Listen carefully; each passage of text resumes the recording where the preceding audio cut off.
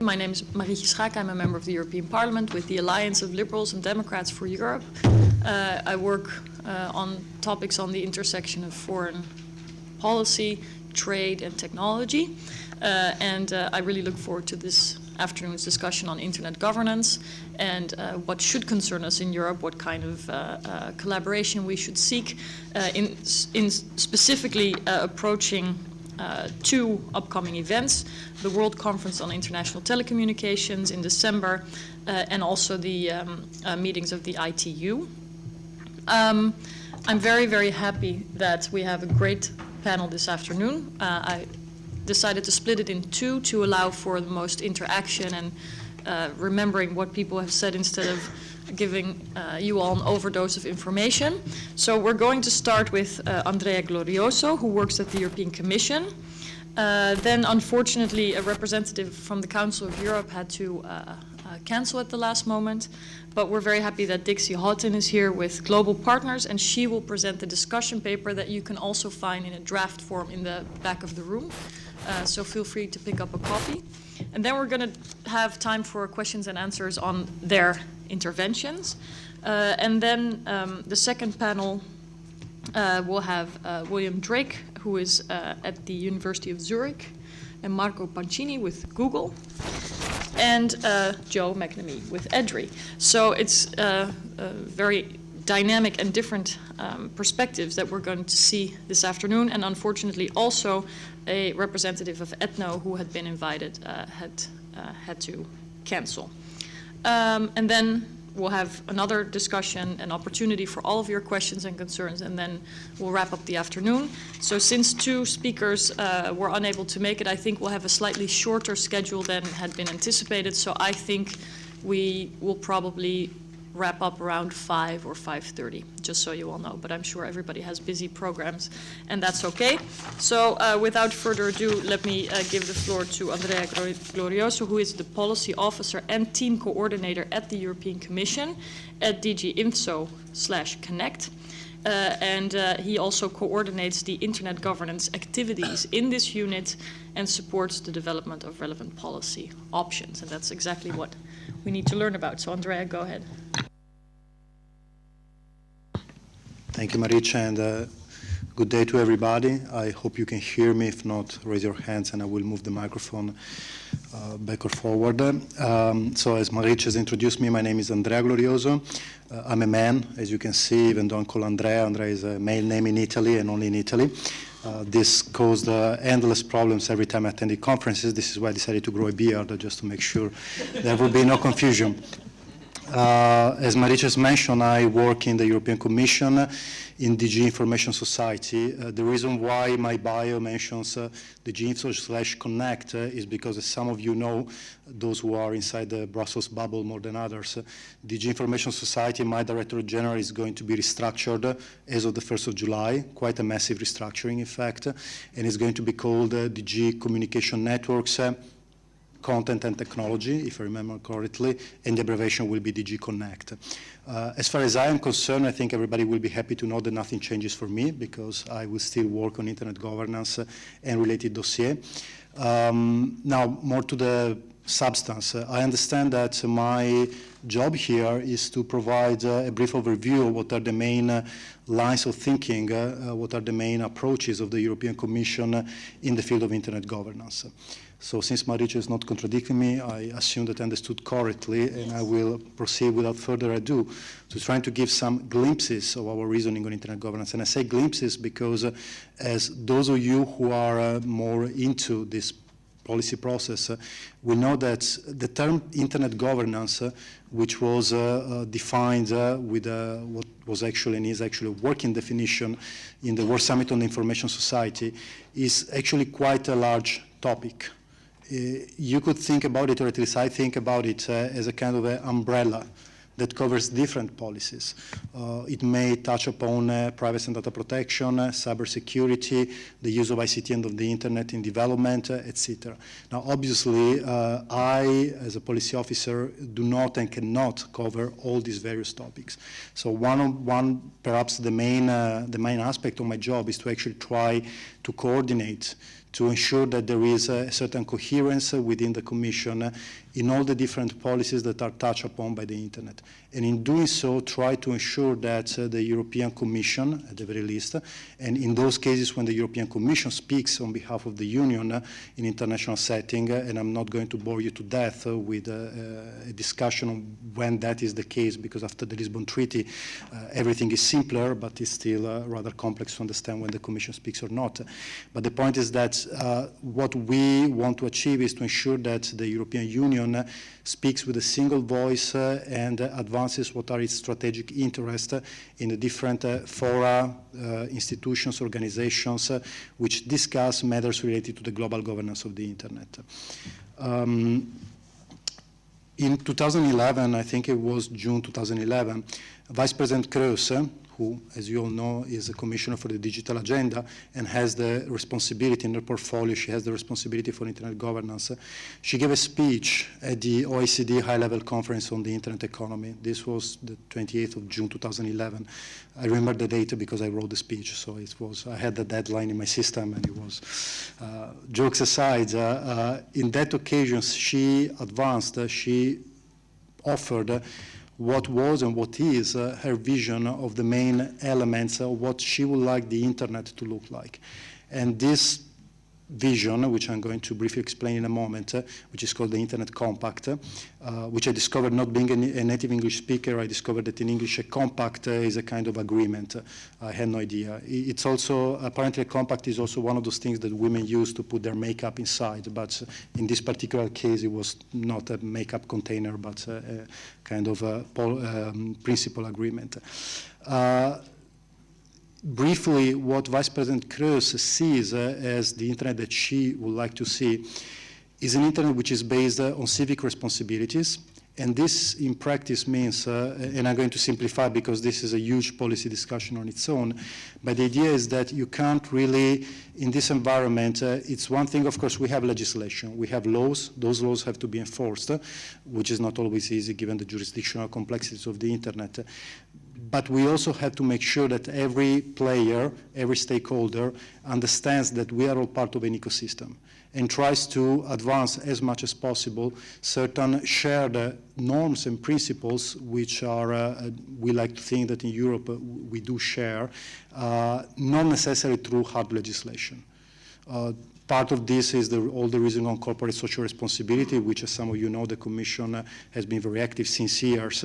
And part of it is understanding that there are moments in which self-regulation and co-regulation by Internet players can achieve the results that we want to achieve better, provided that these self-regulation and co-regulation processes apply certain basic rules in terms of accountability, transparency, monitoring, etc.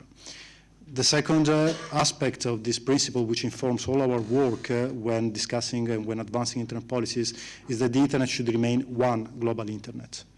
I think it would be very difficult, unless there are colleagues from China in this room, it would be very difficult to be in disagreement that the huge value of the Internet is the fact that it is one single global network. And of course, I'm simplifying. There are times when even EU member states, even the EU, does not necessarily support a completely fully free flow of information, more often than not because there is legislation to be applied. But the core principle remains that we do not want, as the Commission, we do not want to see the emergence of different fragmenting internets. And by the way, this is becoming very relevant because I think it was 2 or 3 days ago, a group of Chinese, I think it was one Chinese university and some other Chinese organization, but 3 Chinese gentlemen submitted a proposal to the ITF, which, as you know, is the Internet Engineering Task Force, in which they basically proposed a new standard for, I think they call it split DNS or something like that, basically the possibility for each country to have their own root DNS, which again, as some of you who has been involved in this know very well, it's been a contentious point for a long time. And I'm mentioning this only to say that the whole discussion about whether to have one internet or different national regional intranets is not pure theory. It has not been theory for a long time, and certainly today is not theory anymore.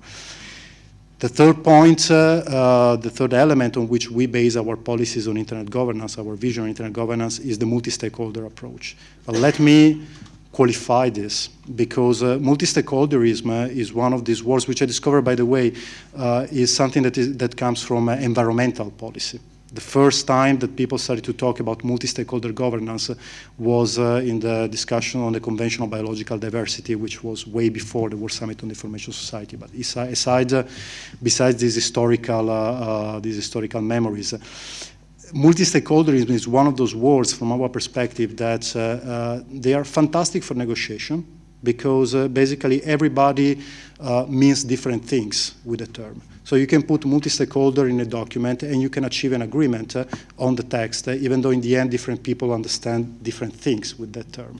So it is important for us at the Commission to make it crystal clear what we mean with multi-stakeholderism. What we mean is that there has to be the involvement of the widest, the largest possible numbers of stakeholders, which by definition are people who have stakes in this particular, who have an interest in a particular subject, in this case the internet. So broadest possible involvement.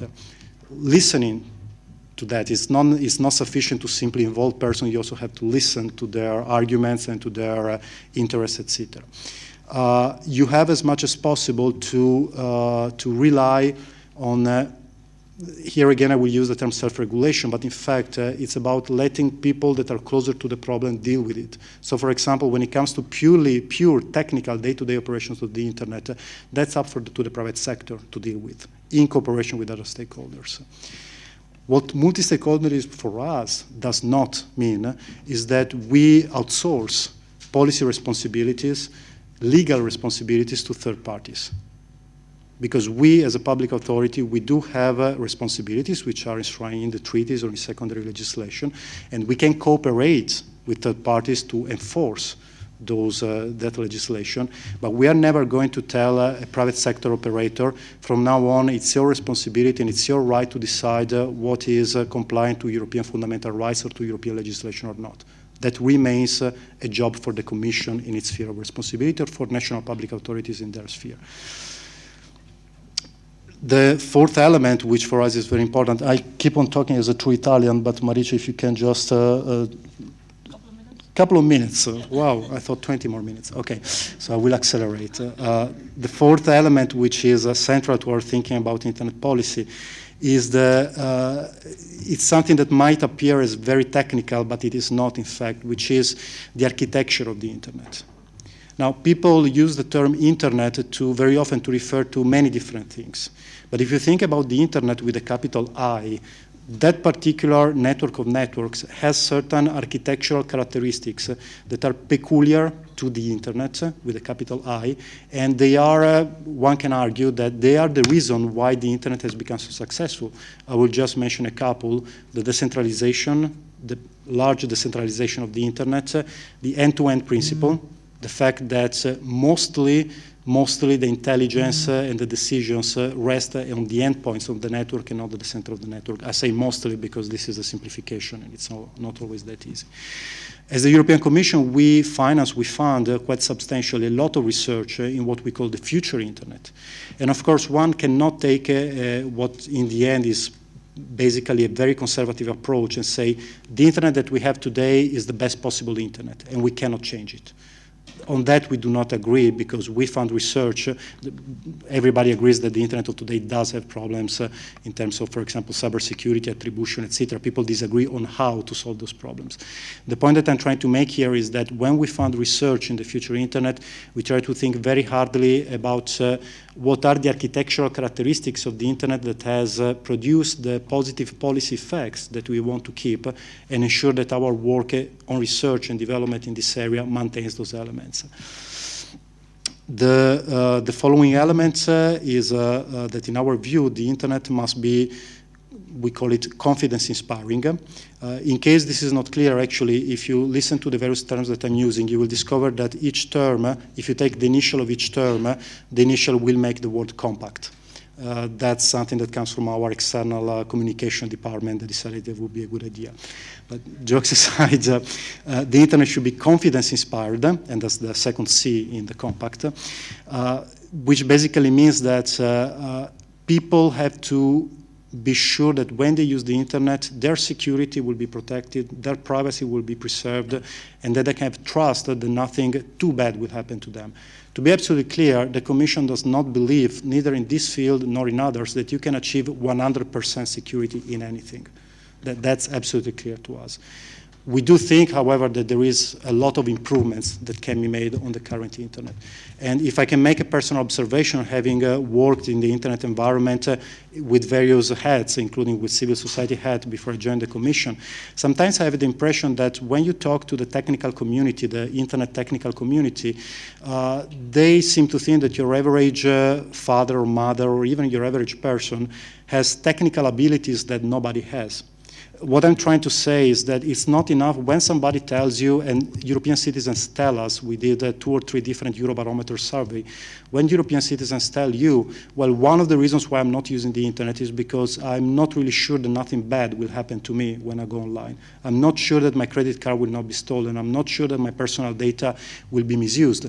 Then people, of course, go online to social networks and give all kinds of personal data, but that's a different issue, I would say.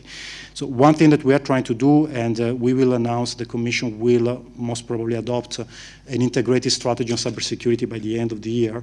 What we are trying to, one of the main lines of our approach to internet governance is to ensure that the internet is safe to be used.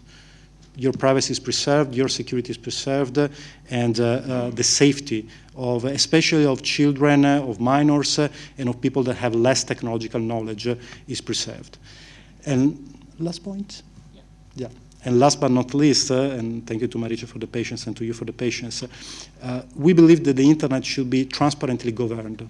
Now, I use the term govern not in sense of government, but in sense of governance. I know that many people jump on their chairs when I say governed. I mentioned before what is our view on multi-stakeholder governance. We do not want and we do not believe in a takeover of the internet by public authorities. We do, however, believe that the internet has become so essential on the global stage that we need to start thinking seriously about the geopolitical balance that this entails.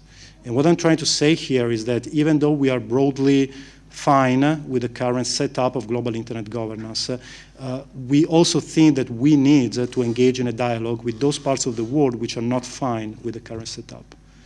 An approach which basically tells I can name names because their positions are quite clear, that tells the Indians, Brazilians, South Africans, even the Chinese and the Russians of this world, well, this is the situation and it's never going to change. It's, to put it diplomatically, is useless and it's dangerous. Because at the end of the day, when we go to a discussion where numbers are counted, we need to count the numbers. And we don't have that many numbers. So what we're trying to achieve here is dialogue. I want to stress this and I want to be crystal clear on this. We do not support the creation of new international organization structures for the governance of the internet. We do believe that we need to have a better understanding of who does what on the international stage, and we might identify that there are certain organizations which deal with the global governance of the internet that might perform better. So this in a nutshell is our approach to internet governance. Thank you again for the patience, and we'll be happy to engage in discussion and take other questions. Thank you so much for that introduction. I'll keep the quote, to put it diplomatically, that's useless. I like it. I think that's good if that's how diplomacy sounds. We're moving along. Let me introduce Dixie Hotten now. She has a background in human rights and she works as a project manager for freedom of expression and digital communications at Global Partners in London. She's also worked a lot with building capacity and networks also in the Global South. And she's managing 2 projects to work with civil society to effectively defend and strengthen internet freedoms. And she's doing a research project exploring potential policy solutions to global privacy protection on the internet. So a lot of experience and has worked hard on the draft paper. So we look forward to hearing your thoughts. Thank you. I just want to start by kind of explaining why we've written the paper. At Global Partners and Associates, one of the things that we've been thinking quite a lot about lately is the fact that there is a massive conversation going on. It's not massive, unfortunately, but there is a really massively important conversation going on about how the internet is governed. And it is very important because, obviously, that's going to have an effect on the shape of the internet, which is central to all areas now of human life. But that important discussion seems to be happening only among quite small groups, and certainly doesn't have wider public attention because it's quite a dry topic. When it does seem to attract a wider attention, it's largely because people use very polemical terms, which is also dangerous because you can politicize the conversation and prevent us from coming to kind of responsible and proper decisions. So this paper is trying to lay out the issues as objectively as possible to inspire new people to engage in a considered debate around how the internet is governed. And as part of this process, we're also organizing civil society events in Kenya and Brazil later this year. So I think the first kind of question that you need to come to is, why is the way the internet is governed at a global level important from a user perspective? For most users at present, the main direct threats that they have to human rights and to their free flow of information don't come from the global level. They come from either from national governments who take national and regional governments who take legal and technical measures either alone or together, and also from the large and in many ways unaccountable power of the main internet companies. But the global level governance is still very important because it creates the environment with which all of those threats come through. And the shape of that environment is going to affect both our ability to deal with those threats, and also, if it changes, the actual nature of the threats are likely to change as well. So what is the system that we have at the moment? It's dispersed, it's multi-stakeholder, it's complex. It involves a wide range of institutions and actors who are all responsible for processes across different geographical, technical, and social dimensions. When looking at the internet governance regime, it's useful to divide it into two sections which do overlap to one extent. But one is technical governance, which is what keeps the internet working. And the second is policy governance, which is about what happens once we're on the internet and how the overall internet ecosystem develops. With technical governance, it's mainly carried out by non-profit, membership-based, multi-stakeholder standard-setting bodies. And these are fairly open, and they make decisions by rough consensus, examples being the IETF and ICANN. The general consensus is that the technical governance of the internet actually works very well, and where discussions about changing that seem to focus on is whether there might be some need for international oversight of it and what that would look like in practice. That seems to be the main discussion point around technical governance. On the policy side, it's much, much more complex. There's obviously a large number of institutions who govern various aspects, down from national governments to, even the European Union institutions. We've got WIPO, the WTO, the OECD, Council of Europe, and many, many more. And where these come together at the global level was one of the main issues discussed at the World Summit on the Information Society. And out of that came two mechanisms. Of course, there's the Internet Governance Forum, which is a global multi-stakeholder forum for policy dialogue, so it's not decision-making. And the other was an agreement to move towards a process of enhanced cooperation. This was much less clear what that meant in practice, and that's something that's still being discussed and debated today, and is one of the kind of areas where changes to the internet governance regime might come through. So that's where we've got to so far, and throughout that whole process, there have been many people calling for changes and improvements, and so that this isn't new, but it's something that's not actually going away and may, in fact, be intensifying. I like to think of it as as there being kind of two different approaches. And the first, I would say, is the evolutionary change approach. And that's groups and people who think that the basics of the current governance system are right.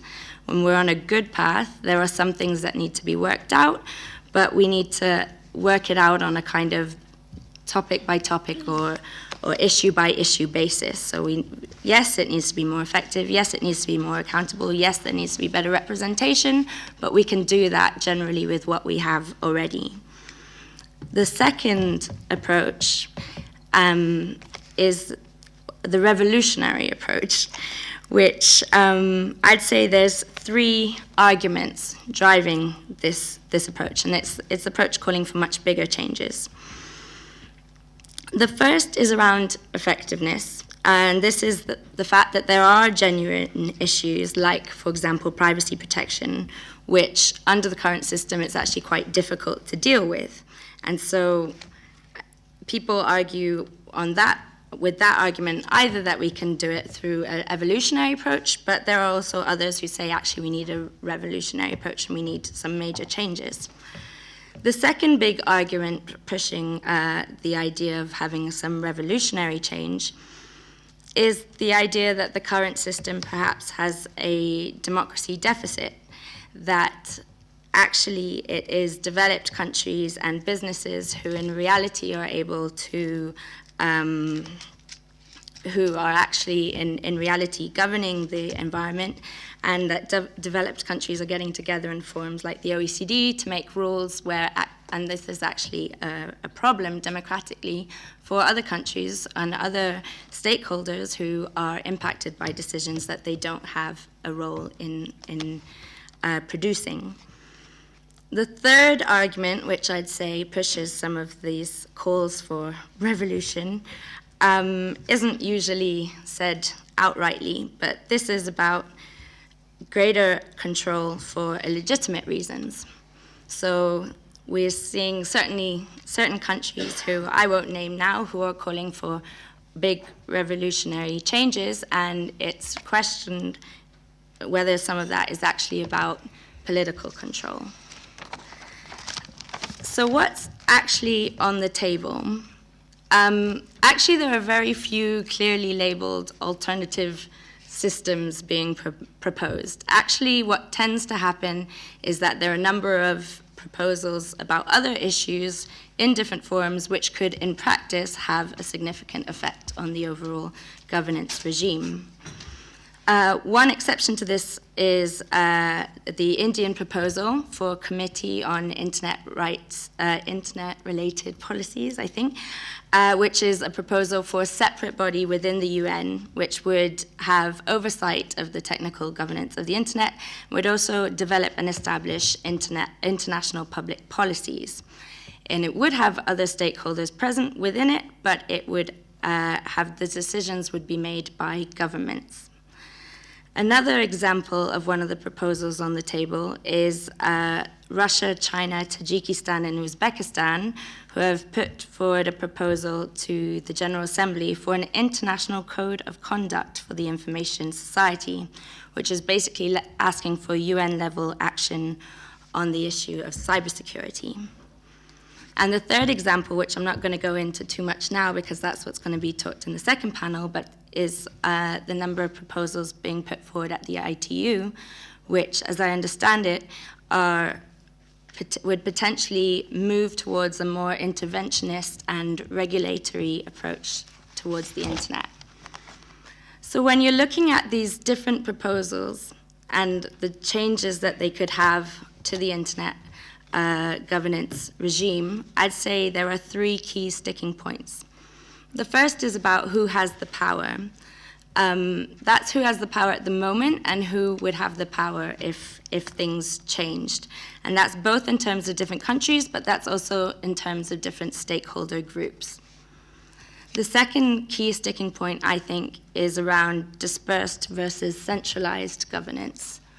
And what are the benefits and disadvantages of these. And the third sticking point that jumps out at me is the question about in which institutions governance should take place, or more specifically, how those institutions work and how transparent or open they are. In fact, much of the criticism about the ITU is to do with the fact that its processes are relatively very closed. So today's discussion is about the ITU, but I thought it was important to start by framing it within the fact that these proposals aren't something isolated. They're actually part of a much larger constitutional type discussion about how the internet is governed. Thank you. Thank you so much. I think that opens up with a great frame for our discussions. What is the EU doing on a number of issues? Is it enough? Is it effective, inclusive? How should we proceed in an evolutionary or revolutionary way? Should there be intervention or regulation? Or should everything just kind of develop in an organic way? So let me see who would like to ask first questions. I see some colleagues here. I know some have to leave soon. No questions? I find that hard to believe. Yeah, Reagan.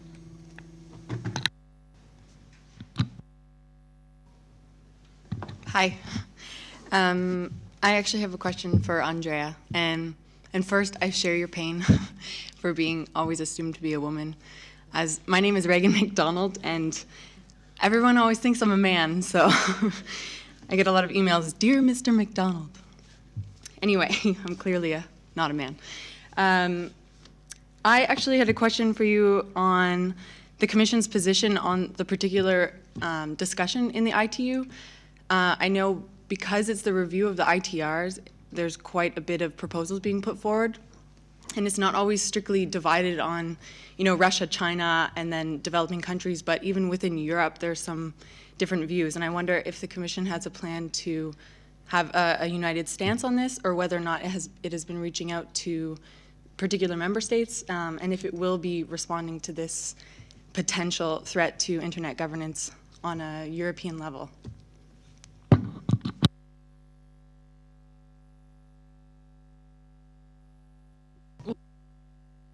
We'll do a couple of questions and then answers. Yeah, let me just take these two gentlemen in the front and then we'll go back to the panel. First, gentleman in the purple shirt and then Larry Stone. Thank you, Deputy Schaake.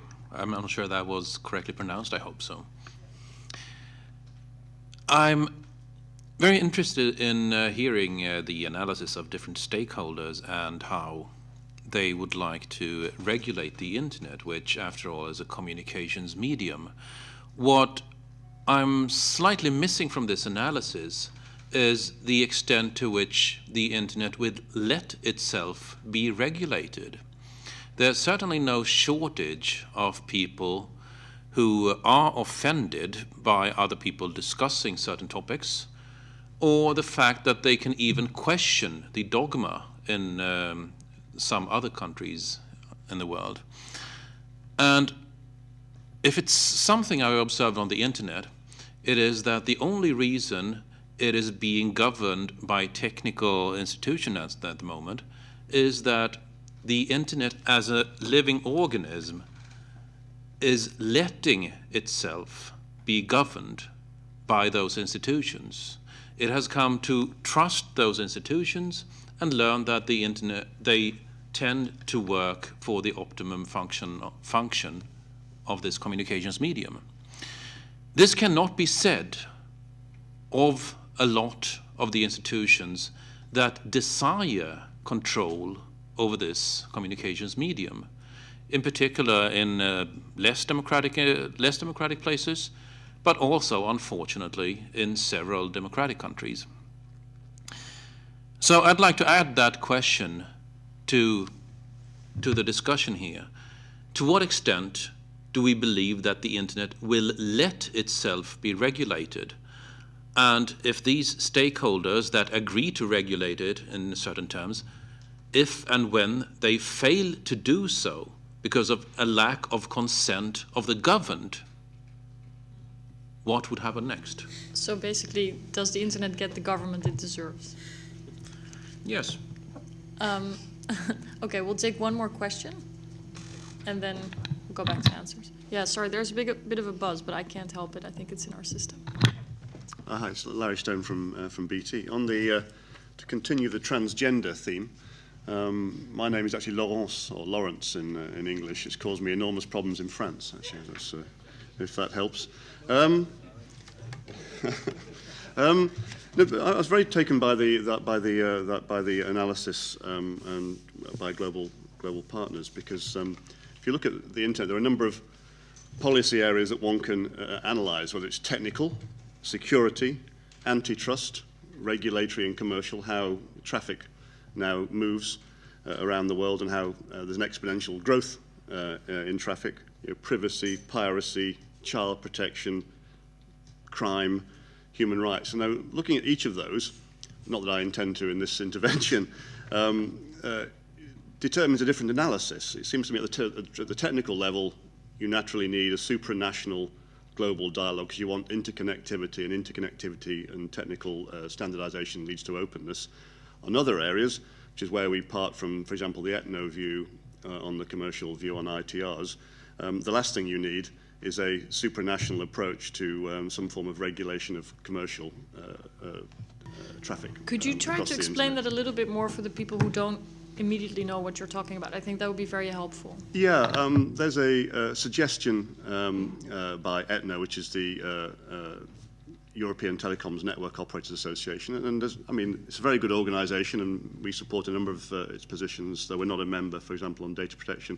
What it's suggested is a number of changes to the preamble to part of the international telecommunications regulations, which come up for review towards the end of this year, to, as they see it, future-proof the ITRs from a proposal which was around passing of telephony traffic from 1988, about how telephony passed for correspondent services between effectively publicly owned administrations, to how traffic now goes around the world on the internet in a sort of a much more multi-stakeholder, multi-operator environment. And it strikes us that what the approach that's needed is a more complex approach to how the internet is regulated and governed, rather than trying to find some form of panacea for handling commercial activities at the global level. I mean, that's my take. And my view on the latter is that what you need basically is the market to work it out itself in terms of commercial agreements, and where it can't, there are perfectly adequate regulatory and antitrust proceedings at the national or, for example, EU level. So that's the sort of so I haven't asked a question, have I? But it just strikes me we need the analysis against the different sorts of issues, and some things are naturally percolate towards supranational, international, technical, and other things we should leave as well alone as possible. All right, that's clear. So the question in the back is related to what we're discussing now, or is it a new question? Okay, go ahead. Okay, so I would like to expand actually on Mr. Falkwinger's comment whether the internet allows itself to be regulated. I would like even to reverse the question, whether it makes sense to let policy regulate the technical domain and not the other way around, because I think the governments that we see, for example, in the technical domain regarding the internet is, I think, much more democratic and novel, that actually we should try to reverse this whole trend and try to apply these models to policy to the policy domain, because I feel what we are discussing now, that policy wants to regulate the internet, whatever that means, and whether it allows itself to be regulated is not really the question, but it should be returned, whether we can actually apply these models to old school traditional governance models and make governance actually based on what we experience on the internet tonight. Right, that's a clear question, and I think we'll touch upon that. But it might be good to keep in mind, in relation to the last question, that there's many players with a government role, and sometimes if one of them starts, let's say, to use certain platforms, the question is, do you have to act in response, or should you just let it go? In other words, it probably has some relation to geography, you know, can internet be regulated or not? But let's see what Andrea has to say. Do you want to start answering? Yeah, go ahead. Thank you. And by the way, thank you for the most interesting questions. Very hard questions, so I'll do my best. Perhaps not to answer them, but at least to contribute to the discussion. I will start from the last question because, in fact, it's perhaps the most complicated for me to answer properly, and I don't want to forget my answer as I answered the other ones. So I will start from the last one. I think we need to be a bit clearer on what we mean when we say that policy regulates the technology or technology regulates the policy. So on one level, we do not and we will not accept the notion that technology and only technology determines what we believe is right or wrong.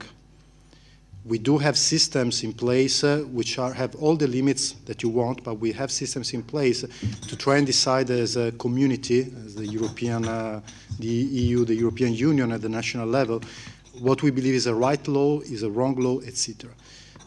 I'm not sure this is what you are saying, so don't take this as a personal reaction. But what I'm trying to say is that simply saying, well, technology does not allow this particular law to be applied, so we should forget about the law.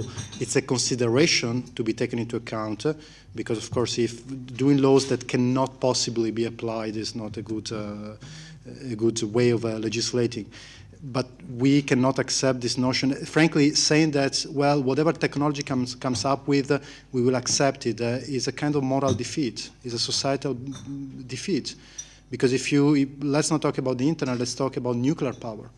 With the same reasoning, we could say, well, we could have said years ago, well, we have nuclear power, we have nuclear weapons, we will never be able to do anything about it, so let's just obliterate each other, because that's what technology allows us to do. No, we found ways which are perfectible, but we found ways to regulate technology. What I think your point, what I suspect your point was more about, was about the manners, the ways in which decision-making or policy development takes place in what you call the policy community and in the technical community. From that point of view, I personally think that the policy community, including the EU policy community, including the European Commission, could learn a lot from the policy development processes of for example, the Internet Engineering Task Force, even some policy development processes of ICANN, not many, to be honest, but some of them. I do also believe that some of those communities may learn a thing or two from the way in which we have learned, not only in the EU, but at the national level, to handle with very complex issues, such as how do you ensure that all voices are heard? You know, it's funny, and then I will pass to their questions, because otherwise I will occupy all the time. But if you look at one of the many IETF documents that describe how the Internet Engineering Task Force works, in the definition of rough consensus, which is one of the tenets of the IETF, you know, rough consensus and running code are what makes a specification become, a proposal become a specification. And then you discover that actually one of the ways in which you can demonstrate rough consensus is by humming. So that in an IETF meeting, you have people that literally will say, and that's supposed to mean that you agree with the proposal. Is this a proper way to accept? I'm not inventing this. You can find it in the IETF documents. It's the Tao of the IETF. You can see it there. Is this a proper way to do policy development? I have my doubts. So what I'm trying to say is that perhaps there should be a bidirectional exchange of views and we should learn what each side has learned to do best in its long or not so long life. To answer to Ms. MacDonald question concerning the WCIT and the EU position, yes, the EU is coordinating its positions. Europe, in a very broad sense, is also coordinating its position in the CPT, which, as you know, is the Conference of European Post and Telecommunication Operators and Telegraph Operators, which, as the name suggests, is a very old entity. The challenge with the CPT, which is one of the regional organizations through which ITU member states get to a consensus on their respective position before they get to the ITU. So you have the same in Africa, you have them in the Asia-Pacific region, and you have the CPT. The CPT is larger than the European Union. It includes countries such as Turkey and Russia, on which on these particular issues we don't necessarily see eye to eye. So we also have coordination at the EU level, and quite frankly, on the WCIT, I know this will be a topic for the second part of the conversation, so I don't want to spend now too much time on it. Until now, there have been a lot of proposals flying around. many proposals, some of which, frankly, I think that have been put on the table just to see if, how people would react. And we will need to see what actually comes out of the next Council Working Group meeting, which is going to take place, actually, I think it started today, and then we will see what are really the proposals on the table. And then if I may, for 2 minutes, because Mr. Falvinga, I think is the correct pronunciation, I read your blog, by the way, it's a very interesting blog. You raise an extremely important point, which is the consent of the governed. You know better than me that there has been a recent book, I think, by Rebecca McKinnon about the consent of the networked.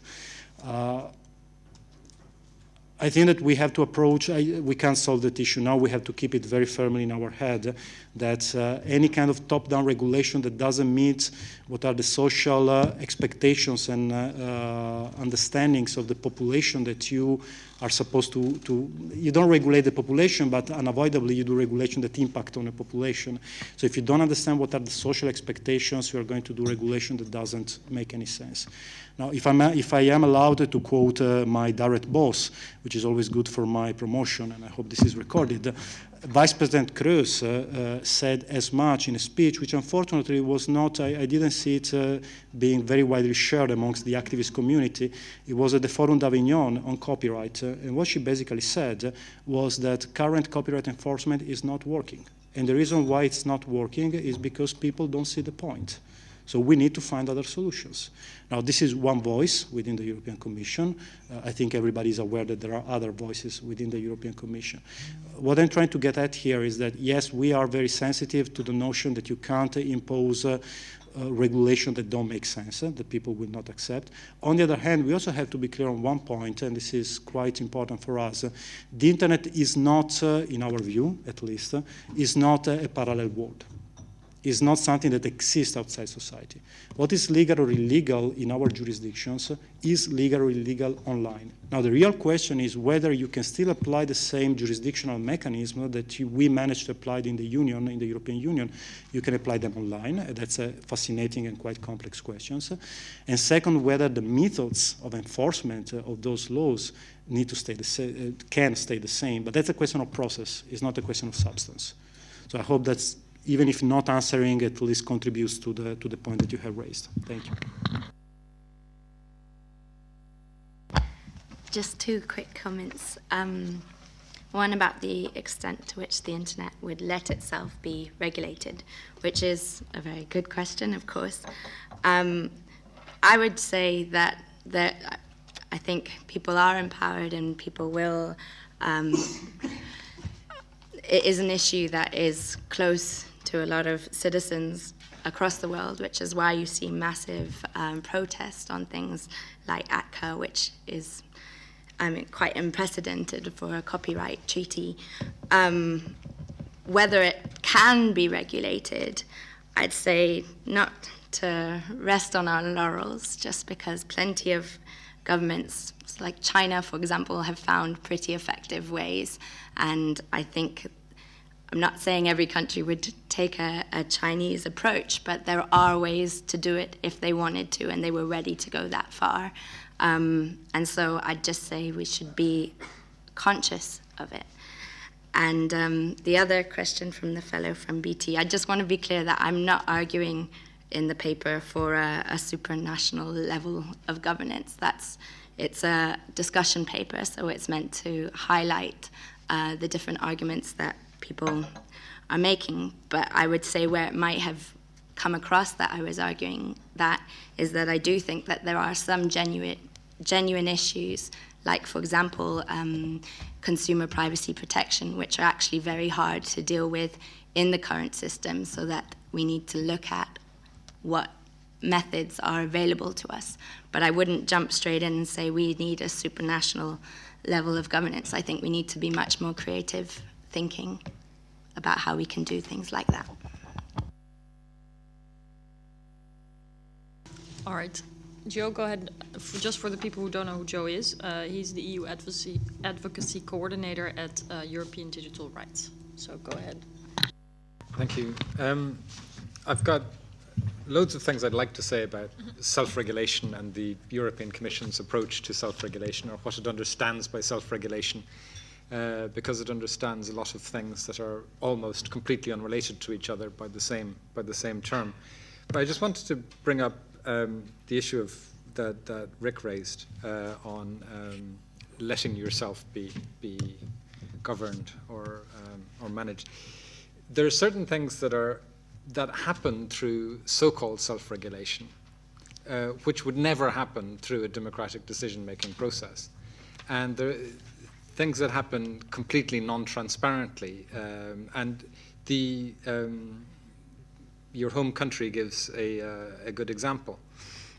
For the last 6 or 7 years, there's an internet blocking system in Sweden. This is voluntary. There was no government decision. There was no public debate. Nobody knew whether there was a particular problem it was trying to solve. So we start off with a policy that's got very weak foundations. But nobody's looking. It's done in the private sector.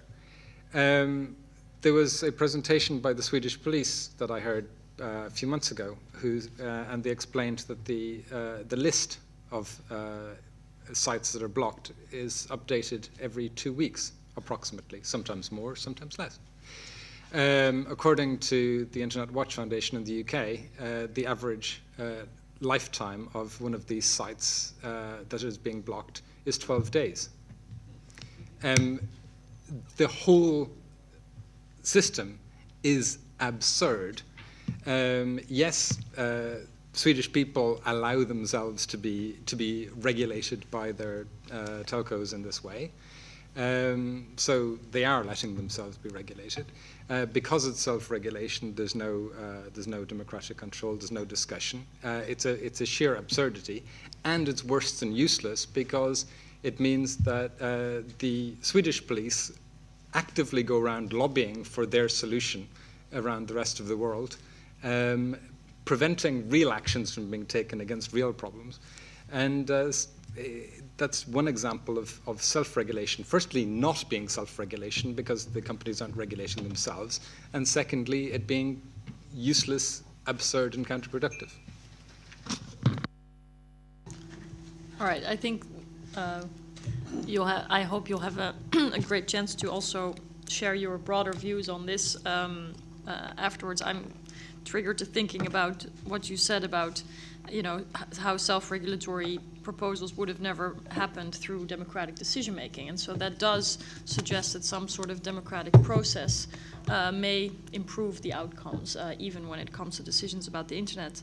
But again, raises questions about the legitimacy of measures taken at all, and the authority of those who can influence the internet or parts of it, and on democratic oversight. Do you want to ask a question? Thank you, Marietje. Member of the European Parliament.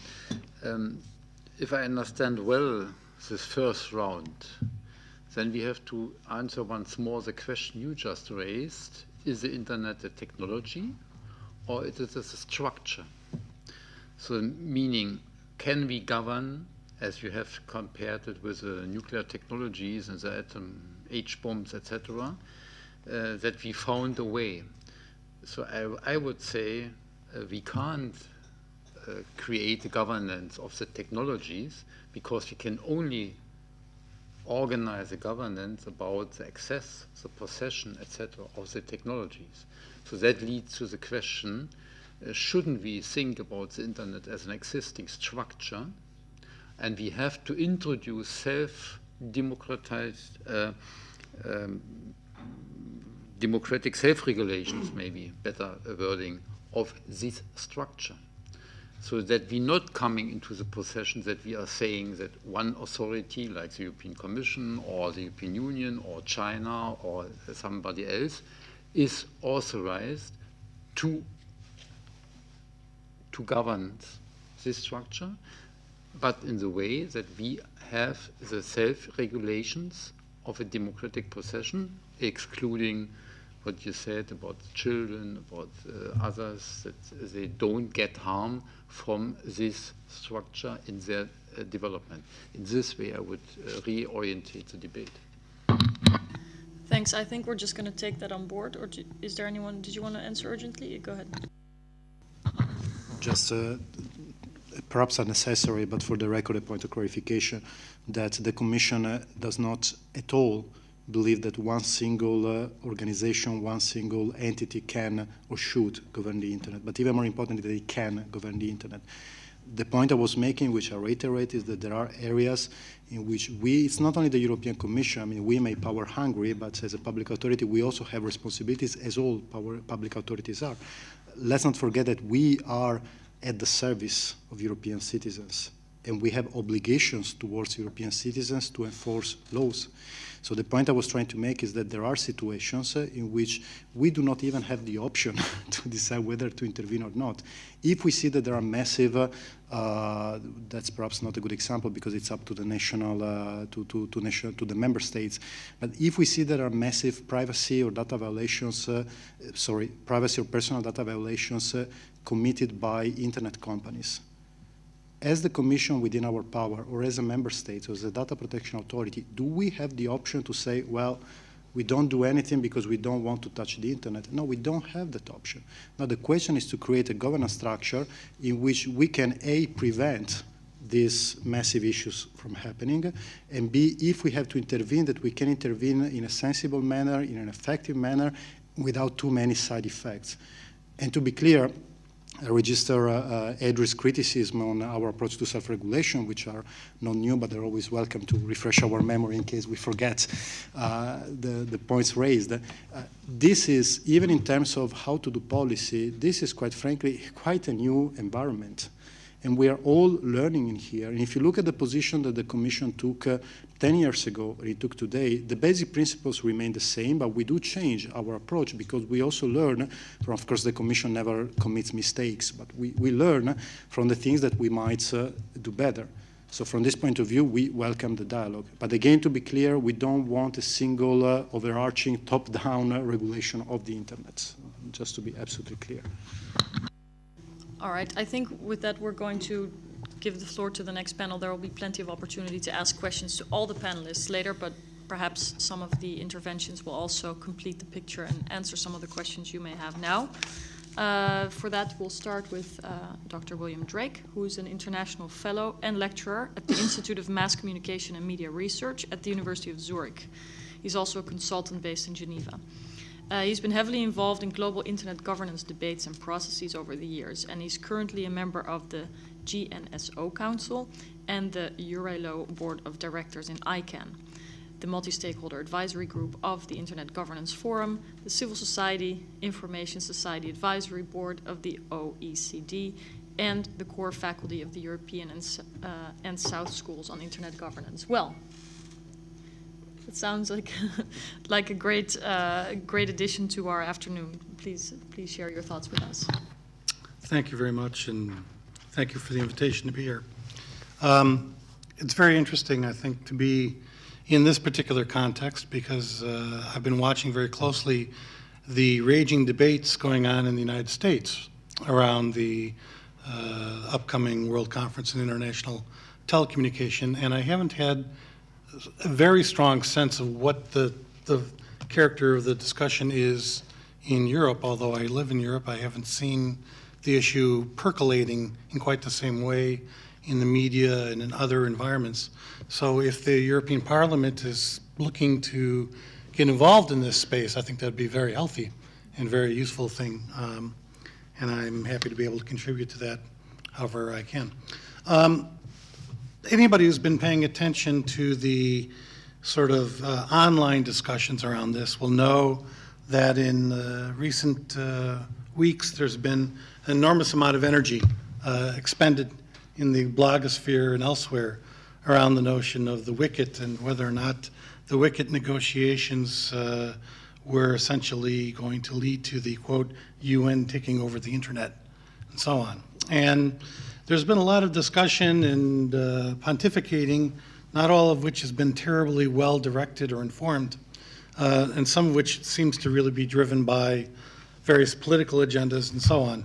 So I think it's good to step back and try and really look at what are we really talking about in terms of the proposals and the dynamics that are taking place here. It isn't, in fact, the case that the United Nations is going to send black helicopters to take over the internet. The writ zone file will not suddenly go into the pocket of the UN Secretary General and so on and so forth. That's not what this is. But what this is that you've got an international organization, the ITU, the International Telecommunication Union, that has 190-something member governments, many of whom have historically had government-run telecommunication systems that have privatized those systems or liberalized them to varying degrees in recent decades, and that in the context of the whole kind of global liberalization of telecommunications markets and the rise of the internet has seen many member governments' concerns, and particularly the positions of their dominant national telecommunications carriers' concerns, kind of losing some of their force. And so this is an effort in a way to try to recapture ground. It is in particular an effort by telecom companies in many parts of the world to leverage a multilateral institution to recover market shares that they had lost in the face of liberalization.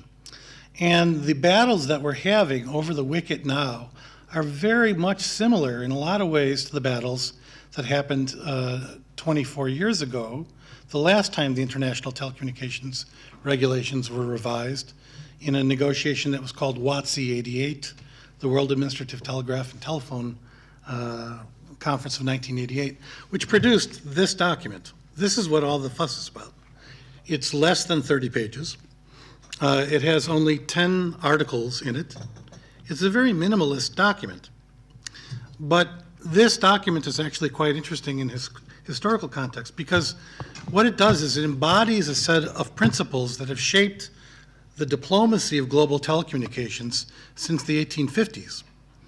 And the fundamental kind of concept that was the glue, the political glue of the international telephone system, and before that the telegraph system, which was that essentially all member governments had strong sovereign control over their national networks, and international services would necessarily involve cooperation between them. You couldn't have services being provided into your territory by entities in another country without your permission. You had to work out a cooperative agreement between the two, and you had to work out a way to split up the revenue. It was all based on interconnecting national networks and revenue sharing and devising mechanisms for revenue sharing. That system was preserved for a century and a half, in effect. But now, because of liberalization and so on, the revenues that were historically generated from that have declined. And so we get this big push to use the UN to try to recapture territory. In 1988, a lot of the battle was over what would be regulated and who would be regulated. Today, the battle is again about what would be regulated and who would be regulated. And in that context, because this is providing this wonderful opportunity for these countries to revisit these issues, many other kinds of issues are being added into the pot. Cybersecurity, censorship, and so on. So you have now this kind of dynamic where many countries, over an extended period of negotiation, are throwing in their pet projects, their pet desires, to see what will stick in the process of the negotiations. Now, at the end of the day, ultimately, governments can take reservations to what is agreed in the international telecommunication regulations. And in fact, if you look at this document, about half the book is actually the reservations that various governments have put on their interpretations of the obligations here. And very often those reservations are quite sweeping. They'll say things like, my government does not understand anything in this document to mean such and such, and therefore I won't do X or Y. And I reserve my right to do whatever I want in the future. So because of that, some people have said, well, we really shouldn't worry about this too much, because if countries put forward a lot of really pro-regulatory kinds of bad ideas that will harm the internet, the US, Europe, and other kind of pro-internet countries will simply take a lot of reservations, and that will diminish the scope of it. The problem is that even if that happens, you still have the possibility that at the national level and in bilateral relations, a number of countries and regions could insist on a strict interpretation of particular provisions that would have a restrictive impact on the internet, and which, in the aggregate, could reduce the overall interoperability and effectiveness and efficiency of the internet, essentially creating new kinds of cyber balkanization around different types of issue spaces, and could lead indeed to higher costs for businesses and so on. So there are risks here, and we can't be sanguine about it. We can't say, well, the reservations mean that we will have a way out. Every effort should be expended to try to ensure that the provisions that are agreed really do not lend themselves to an expansive interpretation that the internet should be heavily regulated along with traditional telecommunications. And let me just give you a few examples, because I know I shouldn't talk too long, but just to give you a flavor of some of the things that are on the table. For example, when I mentioned the notion of who is covered by the international telecommunications regulations, historically they applied to administrations, the national PTTs and later public telecom operators that were the primary dominant players within countries. And then you had recognized private operators that were subject to very specific kinds of obligations. There was a whole broader domain of operators that were not really regulated under these terms, and who could take advantage of what were called special arrangements to form commercial relationships to organize global markets and terminate traffic for more specialized high-end services. What's being proposed now is essentially to apply this to all kinds of operators, so that essentially anybody who's engaged in provisioning international communication services would be subject to the international telecommunications regulations. And that, depending on some other things that could happen, could include internet service providers and everybody involved in providing internet. There are proposals to extend, strengthen the impact of national laws and make them essentially embody international regulatory provisions in domestic laws and make them mandatory. So essentially bind members to have to follow a very rigid set of rules, which they do not now. And as far as what's covered, well, there are proposals to expand just the definition of the ITU's ambit to include all information and communication technology.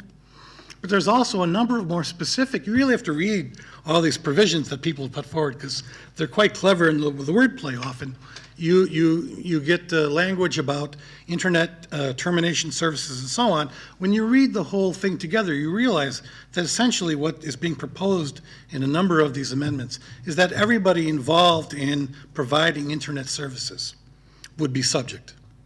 And there's language about hubbing and different type IXPs and all these different types of elements of the architecture of organizing global markets. But essentially the notion is that we would apply these intergovernmental rules across the board to everybody.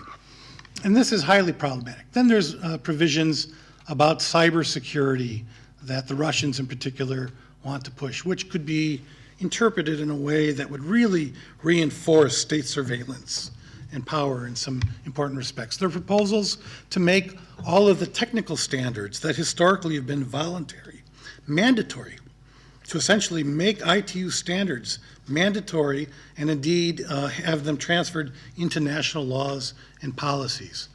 There's proposals, some of this really gets kind of out there. There are proposals to establish new international rules on fraud that define any kind of use of number resources as fraud subject to the rules. And when they talk about number resources, at first blush you think, well, this only means telephone numbers. But if you read that provision against some of the other provisions which would expand the ambit of the agreements, it could potentially include the numbers that are used in the internet. So again, you have some problems. You've got a desire to essentially take the whole kind of traditional mechanism of having companies link together their networks and make payments to each other to compensate each other for traffic flows, which is what traditionally was done in telephone services before the world of liberalization really set in, and apply that kind of model into the internet environment. And what's particularly disturbing, I think, in a way, is that one of the principal proponents for doing some kind of restrictions in this regard are the European telecommunications operators. And which is something that I think we'll be having a discussion about this tomorrow in another workshop that they will be attending, and I'm very much looking forward to hearing the arguments for it.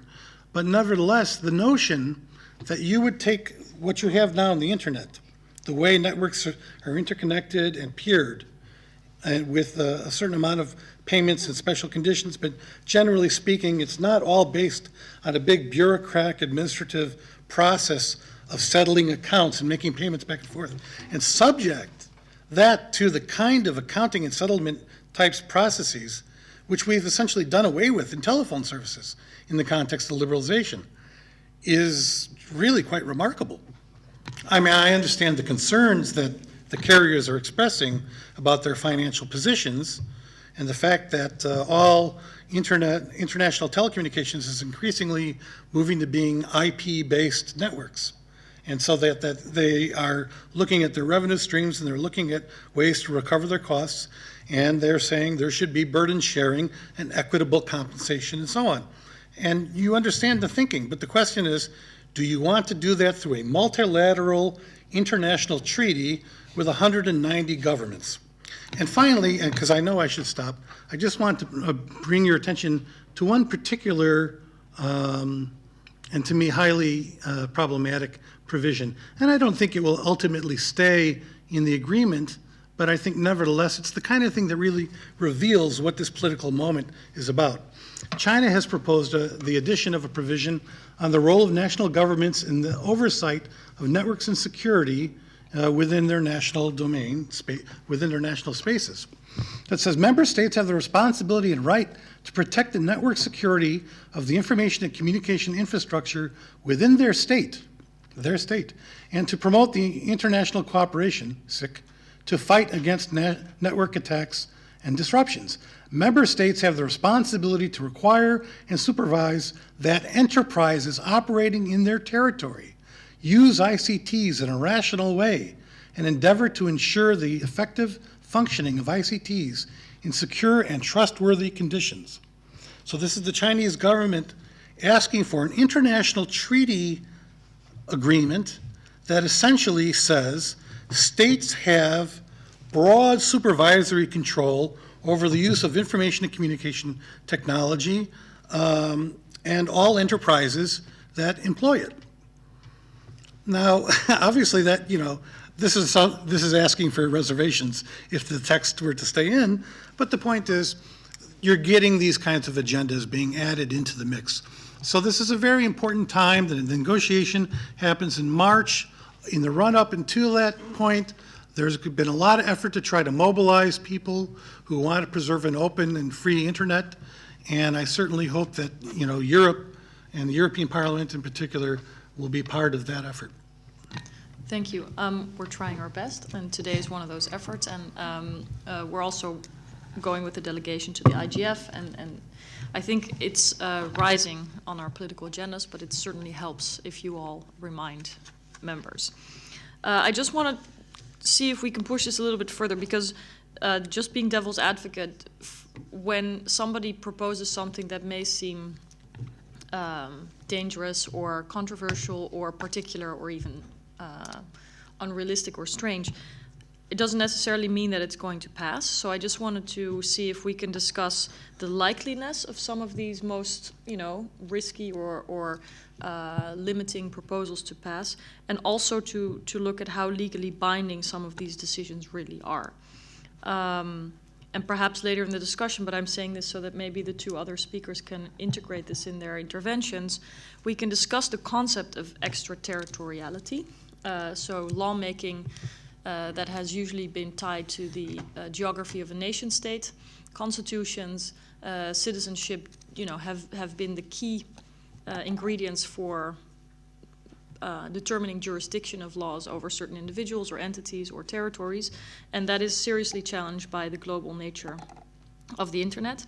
On the other hand, I wanted to touch upon the sort of domino effect, so that if one country or one company or one entity were to take a decision on either a technical or a commercial or a legal basis, can it be confined to the territory of that entity, whether it's a company for its services, let's say, or a country for its jurisdiction, or is it inevitably going to have a spillover effect, and how do we deal with this? I mean, should there be some kind of body where arbitration takes place, or where users can claim their rights? These are, I think, kinds of things that we have to think about in a political context, because we should also remember, for as far as the European Parliament can play a role, it will still be in the context of policy and politics. We don't own companies, etc. We can only hold them accountable and enforce rules that may exist or try to change them. But I think it's important to look at those aspects of lawmaking as well. But anyway, sorry for that out loud thinking. I would like to introduce Marco Pancini now. He's the Open Internet Evangelist. Okay, well, no, he's Italian, so maybe that explains. At Google. And before that, he worked at Google in Italy. Yes, probably it explains my name, Marco, so one of the four, but we don't have the other three one. We have Vint, which makes who makes a little bit something more, even more important, the other three ones. So very humbly, not internet evangelist, but simply a policy counsel from the Brussels team. I will start by challenging this idea that the internet service provider or in the internet world doesn't like regulation or any kind of regulation. Actually, we were amongst the one who proposed, were again and again proposing to put in the orders of the trade negotiation internationally the free flow of information as one important point. We know that is a little bit naive and ambitious, and experts say to us that this is not the kind of things that you discuss in trade agreements, but still we believe that there are ways to improve the respect of fundamental rights, the free flow of information, even through legislative measures. So legislation is not evil per se. It depends. It depends on the context. It depends on the proposal put on the table.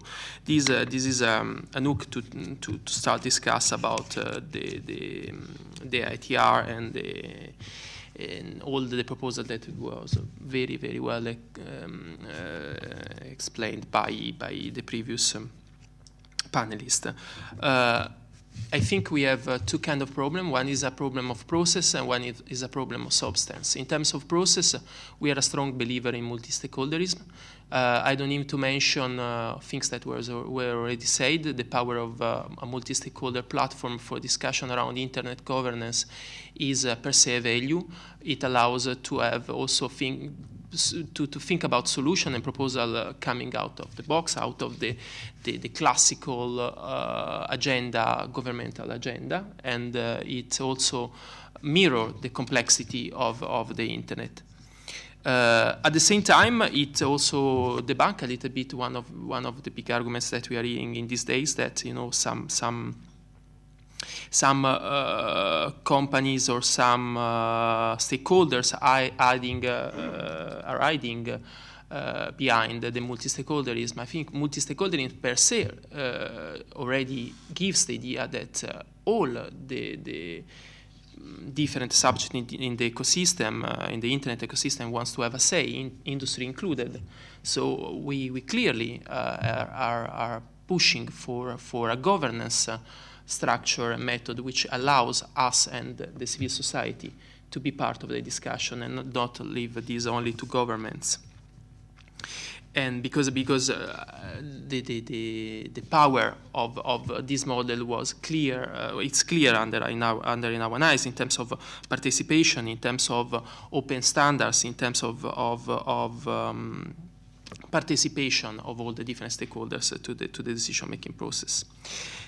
Substance. I think some of the proposals that were described are strongly affecting fundamental rights. it's clear that the aim of some of this proposal is to increase oversight on internet content, reduce the space for citizens to express themselves online and to access to information. And this is crucial, especially if we believe, as we do, that one of the big advantages that the internet is bringing to societies is transparency. So the possibility to have oversight over government choices and government decision, which goes from the request to take down content from governments to, moreover, the way regulation can be used in order to shape access to information from governments. But also, I will not underestimate the impact from economic point of view of this proposal. If we take some of the proposal on the table, tabled by the telcos, you can see how the impact is for sure on the commercial power of the different subjects. So, I mean, for sure they can leverage this proposal in the commercial negotiation, especially if you have UN agency regulating this area. But let's think about the impact on the famous two guys in the garage, on the small and medium enterprise who wants to use the internet to start their activity, to open up their activity to new markets. So again, it's not only a matter of fundamental rights, even if fundamental rights are still a big concern for us. It's also a matter of the impact from economic point of view that this proposal could have, not only for big corporations, but also for whoever wants to use the internet to start its activity. All this said, I think we should avoid and restrain from not having a transparent and fair debate around the challenges that internet governance poses to all of us. I really believe that, as Andrea said, that the inclusion in the discussion on the governance of the internet of more representation from the regional forces is necessary. Is necessary as well to bring some of these thinking in all the fora where internet governance is discussed, from ICANN to the IGF, and try to improve the governance and the effectiveness of this institution. We don't believe that the solution is a new agency. We don't believe that the solution is to bring to the geopolitical discussion on internet governance commercial interest. We believe that for this we have the commercial relationship that are actually existing and can be used as far as we can believe that existing laws and existing decision-making process are still the place to discuss one of the challenges that Andrea has raised around the jurisdictional application of law to internet service provider. Thank you very much. Last but not least, Joe McNamee, who works with a civil rights organization called EDRI, with now 32 privacy and civil rights organizations as members, so it's a growing organization. Thank you very much. I looked at the list of speakers before I started writing my presentation and thought, what on earth am I going to have to say that hasn't been said brilliantly already by the time they come to me? And the answer is not a lot. I'd just like to pick up a few points. The first point is, I think that a lot of the problem that we currently face with, particularly with the ITU, is our own fault. It's the fault of the EU and the US. The ITU is a bureaucracy. It has hundreds of staff. The move, as Dr. Drake explained, away from traditional telephony to IP-based telephony, to IP-based communications, means that they've got a lot less to do, and they need to find something to do. They're to paraphrase a wise person, old bureaucracies don't die, they file themselves in a different folder. And the folder is the internet, unfortunately.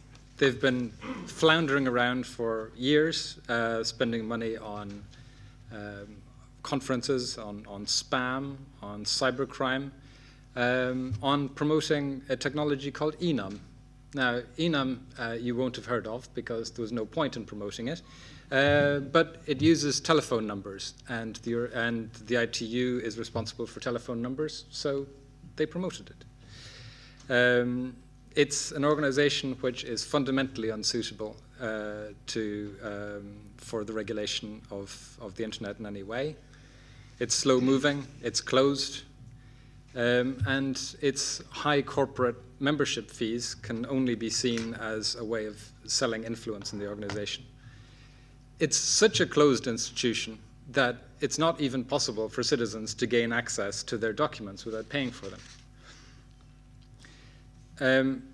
Now, one of the reasons that the ITU hasn't been able previously to branch into the internet is because the United States, up until quite recently, has behaved in an exemplary way with regard to what is under its control.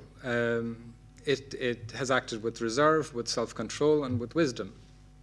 And because of the way the US has acted in the last 20 years, up until recently, we've all benefited, and we shouldn't forget that.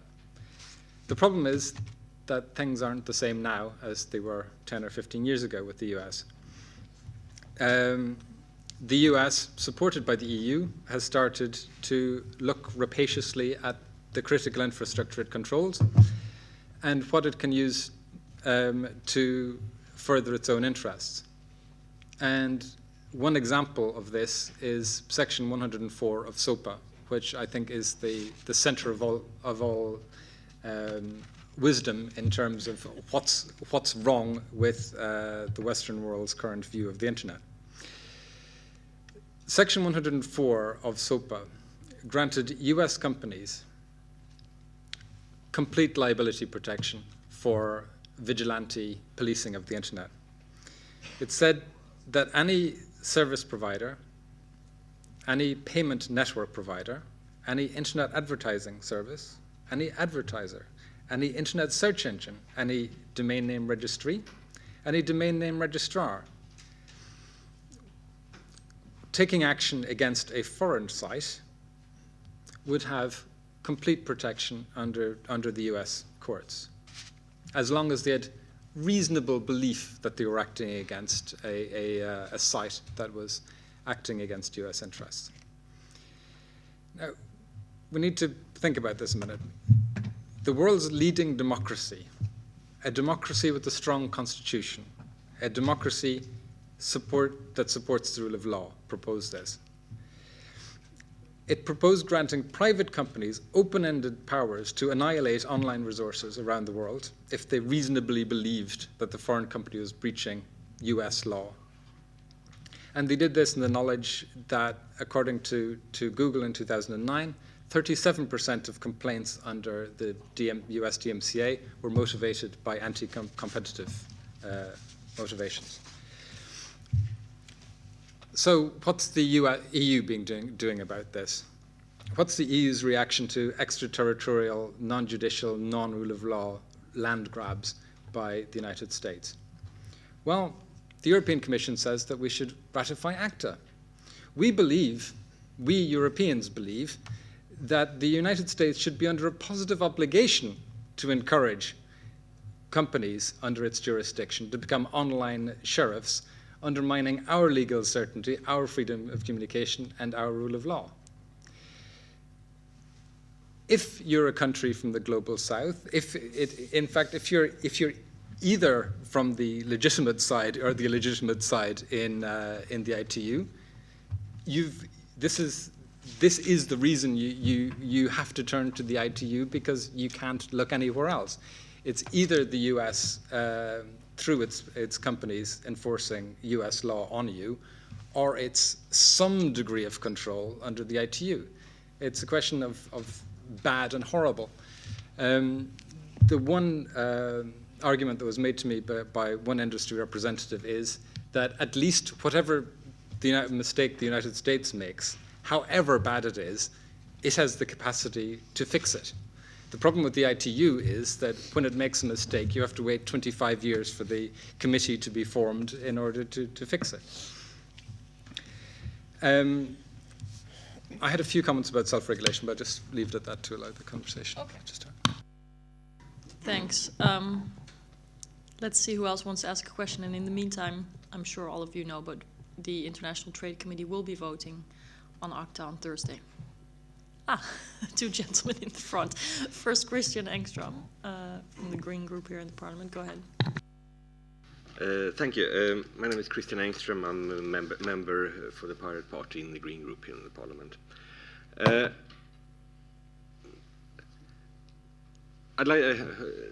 It appears that there are no representatives for Etno here, but I would like to thank them anyway. Etno is, of course, the lobbying organization that organize the big telecom providers primarily.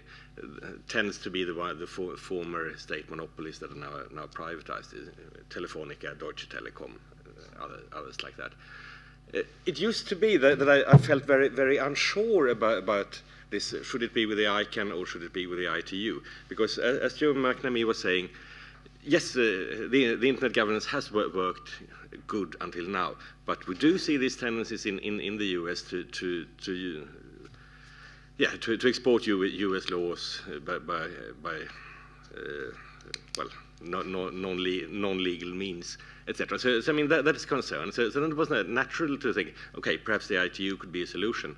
And I used to think this up until 1 or 2 weeks ago, when I saw the proposal from Etno, where they're talking about this thing that is mentioned in this paper, that the sender pays. Now, to me, that is one of the most dangerous ideas at all, because what it would mean, in effect, is that big telcos would become gatekeepers who decide who is allowed to do business and who is not allowed to do business. We already have that problem in Europe. Again, Deutsche Telekom, Telefonica, and in particular the Swedish Telia are blocking Skype, the service that's owned by Microsoft. And they can do that because the Commission is dragging its feet about introducing legislation on net neutrality. It doesn't seem to be coming along. And in the meantime, the big telcos can act as gatekeepers. Against Skype, it's because it threatens the 20th century business model, their legacy business, where they made loads and loads of money on overcharging for international calls.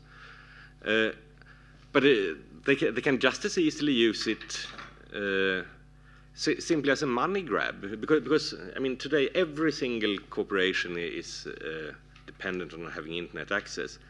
If the telcos are allowed to say no to any company at their will, that of course mean, or if we have this principle that the sender pays, that means that big corporations send a lot of data. The telcos can just come knocking at the door, name an arbitrary price and say either you pay or we shut you off from the internet. So I mean, yes, they want to punish Skype and Microsoft because Skype threatens the legacy revenues. But they also want to grab as much money as they can from Google because Google is perceived to be a quite rich company, and they would want that money.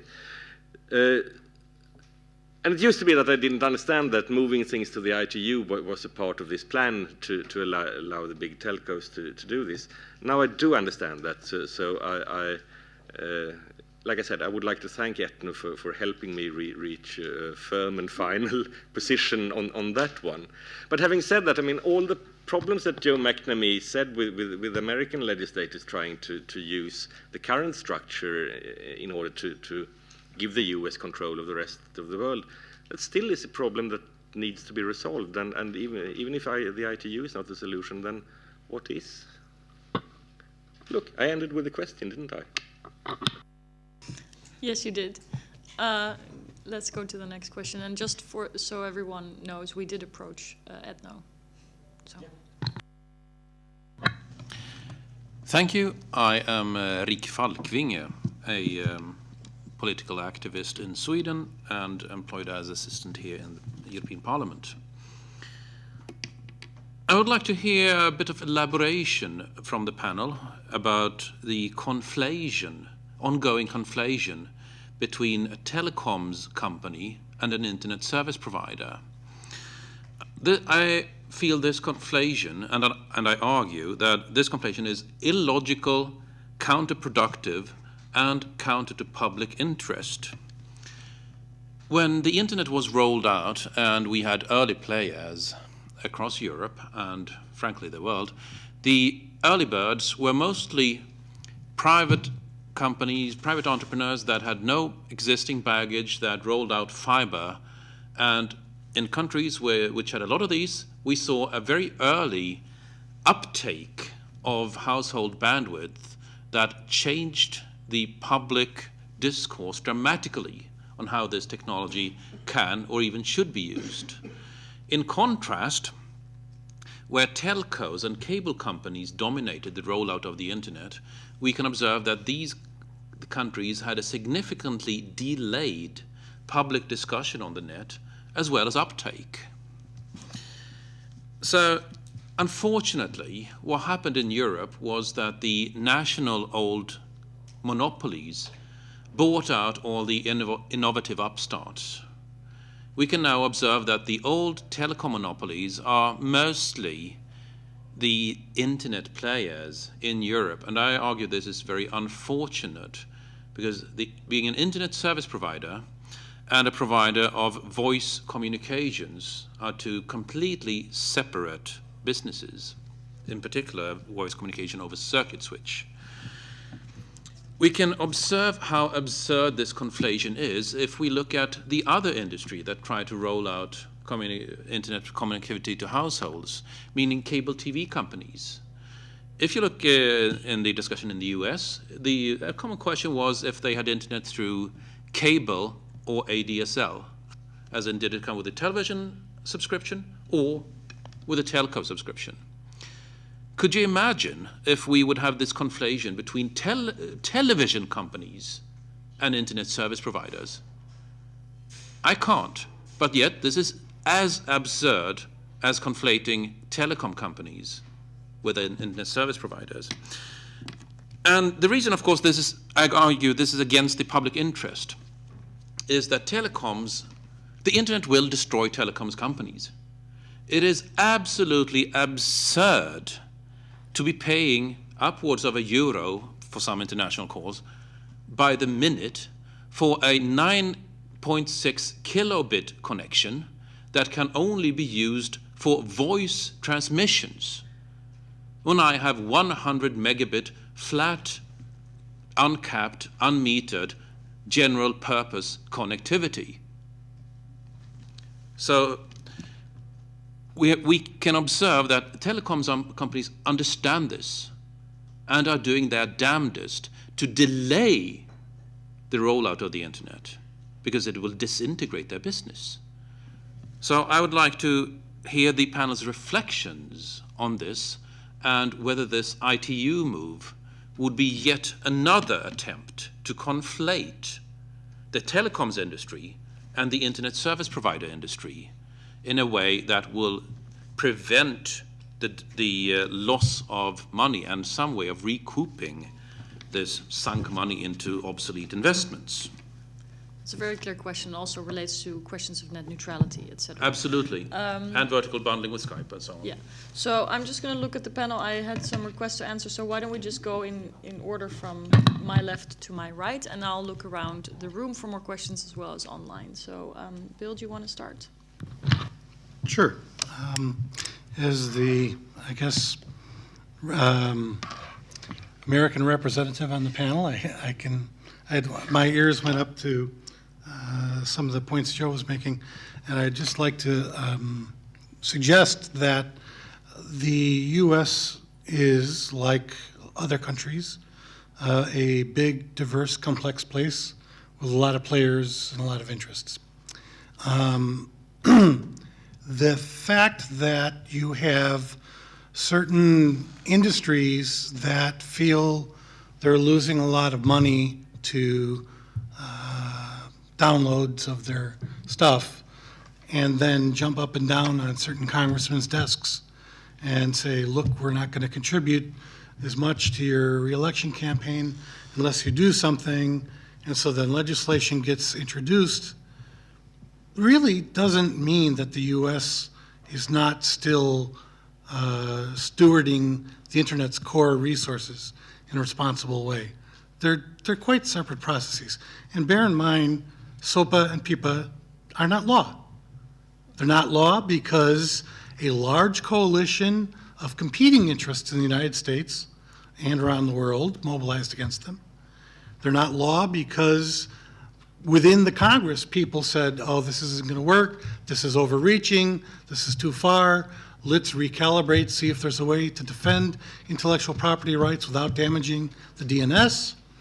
They're not law because Obama said, I won't sign them. So all of that is really not an indicator that the U.S. can't perform the functions vis-a-vis the management of the root zone file, the oversight of the IANA function, and the management of number blocks, or its contractual relationship with ICANN in a way that's responsible. In fact, I think the U.S. has been, in recent years, and I'm not, I'm a critic of U.S. policy in many ways on many fronts, but I think that there's been a real effort made in the past few years to become much more responsive to foreign governments' concerns. If you go to an ICANN meeting, it's astonishing to sit there and watch the Assistant Secretary of Commerce, Larry Strickland, basically chewing out the ICANN board in front of 1,500 people repeatedly for failing to do this and failing to do that in terms of meeting their obligations for transparency and so on.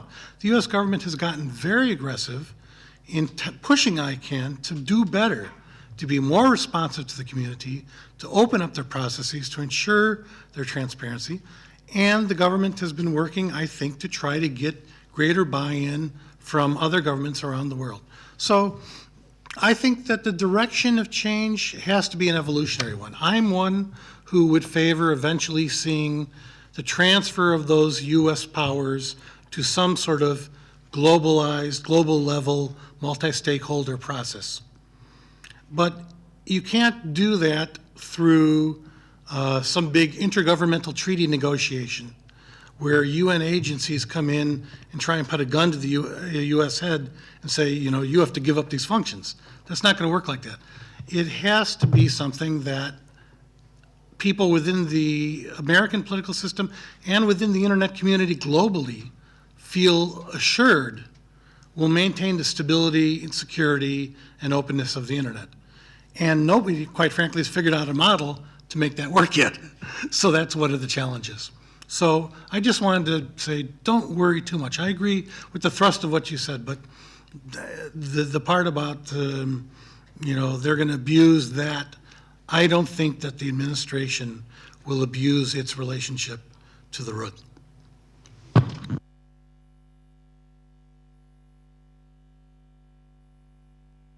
So one point around transparency, and for us this is the key, taking in consideration how censorship has increased in the last years. We have 40 countries censoring the web, heavily censoring the web in this moment around the world. Our effort around transparency in order to make available all the data about the takedown requests that we are receiving, both for various infringement of law and copyright, shows how the problem is bigger than just US, and actually shows that the abuses around the world are quite consistent, and the way sometimes law is enforced not to follow the priority that we have discussed before, so cybersecurity, child pornography, but sometimes more focusing on defamation and other local laws is an important testimony that probably can represent a good way to get more information and more data around the problem that were raised by Joe. On the discussion around the telcos and the industry and what can be done. I think again the commercial relationship are there to discuss possible issues and find out solution through the market. And especially this is a great example of how mature and grown-up companies and industry should sit down on the table and sort out the different issues that we have on the table, and probably also try to exploit the opportunities. And from our side, there is the maximum openness to do so in a very transparent and open way. And it's a kind of illogical the position of asking for less regulation, as you said, on fields like net neutrality, for example, or broadband, and asking for more regulation for peering agreement. So it's, I think again that there are a lot of room for improving the commercial relationship between the different subjects in the ecosystem, with thinking mainly about new business model and less about how to grow against the interests of the others. Thank you. On Rick's point first, I think I think there are 4 different types of ISP or telco these days. There are companies that are almost extinct, the pure telcos. There are the big telco/ISPs. They don't have to be former incumbents, Vodafone being an example. These are increasingly seeing an interest in becoming gatekeepers. The interest in becoming gatekeepers is also multiple. There's an interest in keeping people out, an interest in keeping people in. If you're providing internet access for a very big user base, then profiling of people on the way out of their network as they're doing whatever they're doing, as the Form technology that was almost launched in the UK shows, is very interesting. If you're providing services, whether it's telephony, keeping Skype out, whether it's content services, it's useful to keep the gate closed and to have a gate. Then you've got smaller ISPs that have a different business model because they can't make money out of the size of their user base because their user base isn't big enough. And then you have the online companies. Now the thing that disturbs me, and as Andrea pointed out, I've been saying this ad nauseum to the Commission, with a lot of the self-regulatory initiatives, is the Commission has got this frustrating habit of saying to industry, do something. And do something nice, please.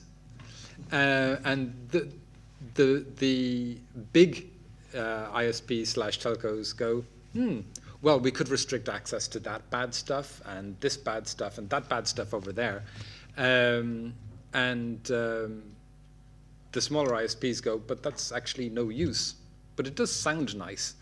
And so you end up with the Commission running the risk of being gamed in the process. And I never attend a self-regulation meeting in the Commission where there are people from the competition side of DG Info policing that process. I do think that there is a logic in conflating telcos and ISPs because it's an any-to-any, both are any-to-any communication services. They're very different any-to-any services, but it's not the same as TV. Even when I try to be nice, apparently I can't. I didn't say that the US can't continue its stewardship. I said that recent initiatives are raising concerns, raising worries.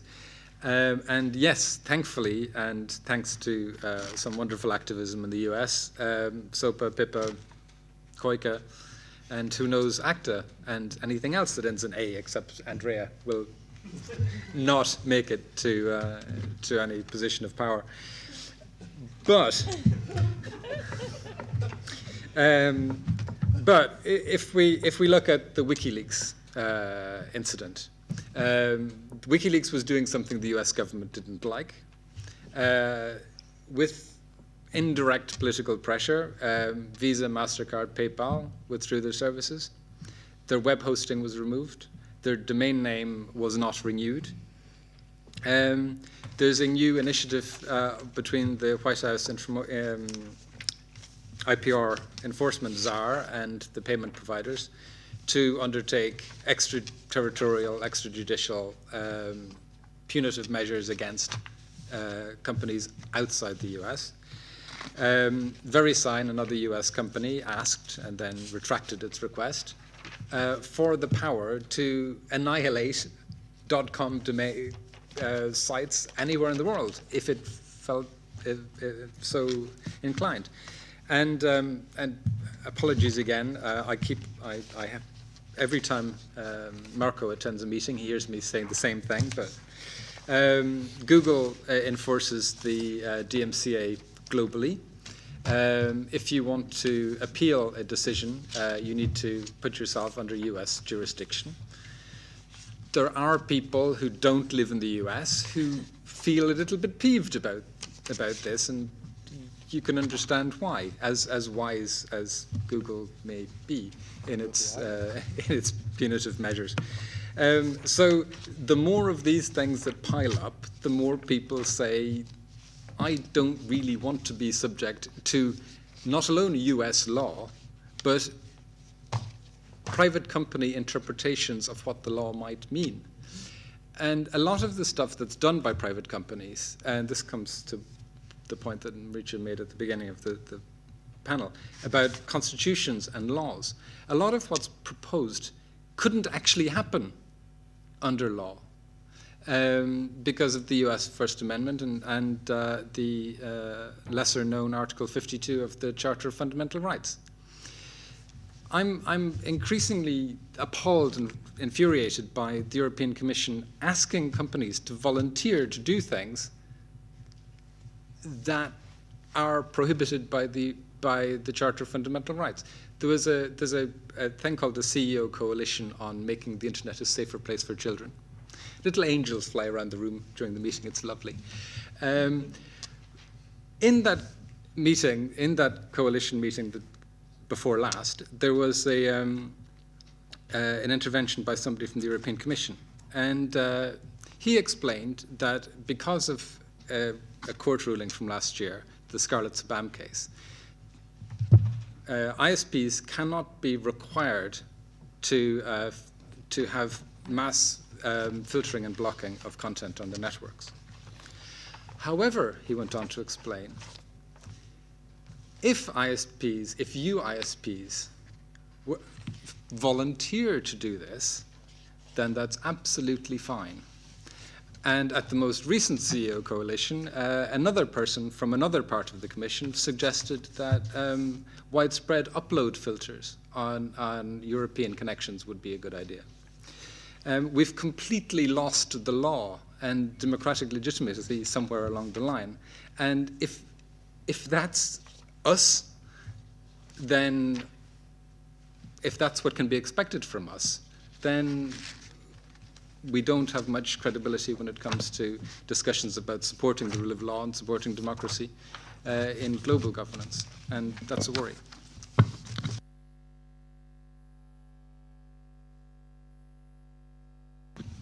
So we all love self-regulation, that is clear, and we're all in agreement how to do it.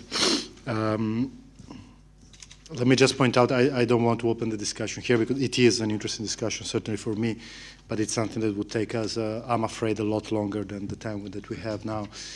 But as Joe and others say, my phone number and my door is always open for this discussion, even though I don't deal directly with some of these processes, but at least for an intellectual conversation, I'm always available.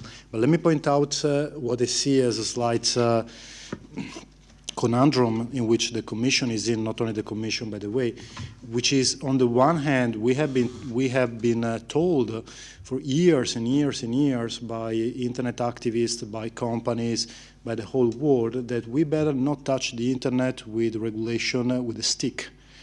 And on the other hand, when we tell companies, fine, then organize yourself and do something which we all agree has to be done, then we should regulate.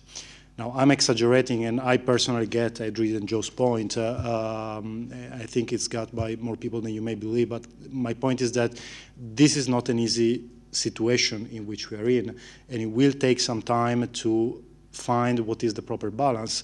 And I personally think that criticism is always welcome, if it is civil criticism, as Joe's criticism always is.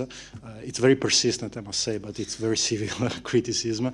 I take the occasion to remind, or perhaps tell people who don't know, that the Commission has very recently opened a consultation on, I think it's called the Good Practice or Good Code of Conduct for Self-Co-Regulation, which is an attempt. I'm sure Joe would have a lot to say about that attempt, but it is an attempt to try and understand what would be the best mechanism to employ self-regulation. Let us be clear, if people in this room or elsewhere, if European citizens tell us self-regulation has failed, and what you have to do is to regulate, as the Commission, is to go down very heavily and regulate, then we might do it. But this is not what we were told since 10 years that we should do. Now, moving a bit aside from the specific topic of self-regulation, I must admit that I haven't completely understood the point made by Mr. Falvinge on the conflation between telecom providers and ISPs, because in my view, there are, I mean, the categorization is quite clear, and actually Joe has made, in my view, a good categorization.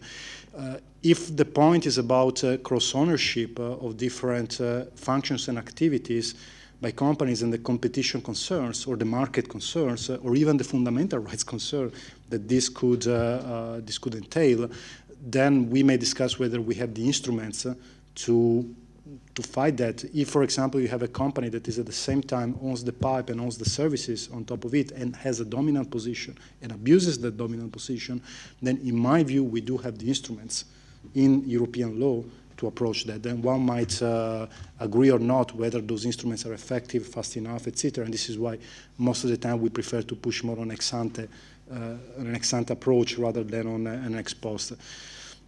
I think that somebody on this very topic, I don't remember who it was, said that we are very, I think it was you, Joe, it's always from you, that we are very comfy with telecom operators and we treat telecom operators very respectfully and friendly. Well, allow me to disagree, because if you look at the record of our competition cases, if you look at how we are addressing telco operators to convince them, or in some cases we are even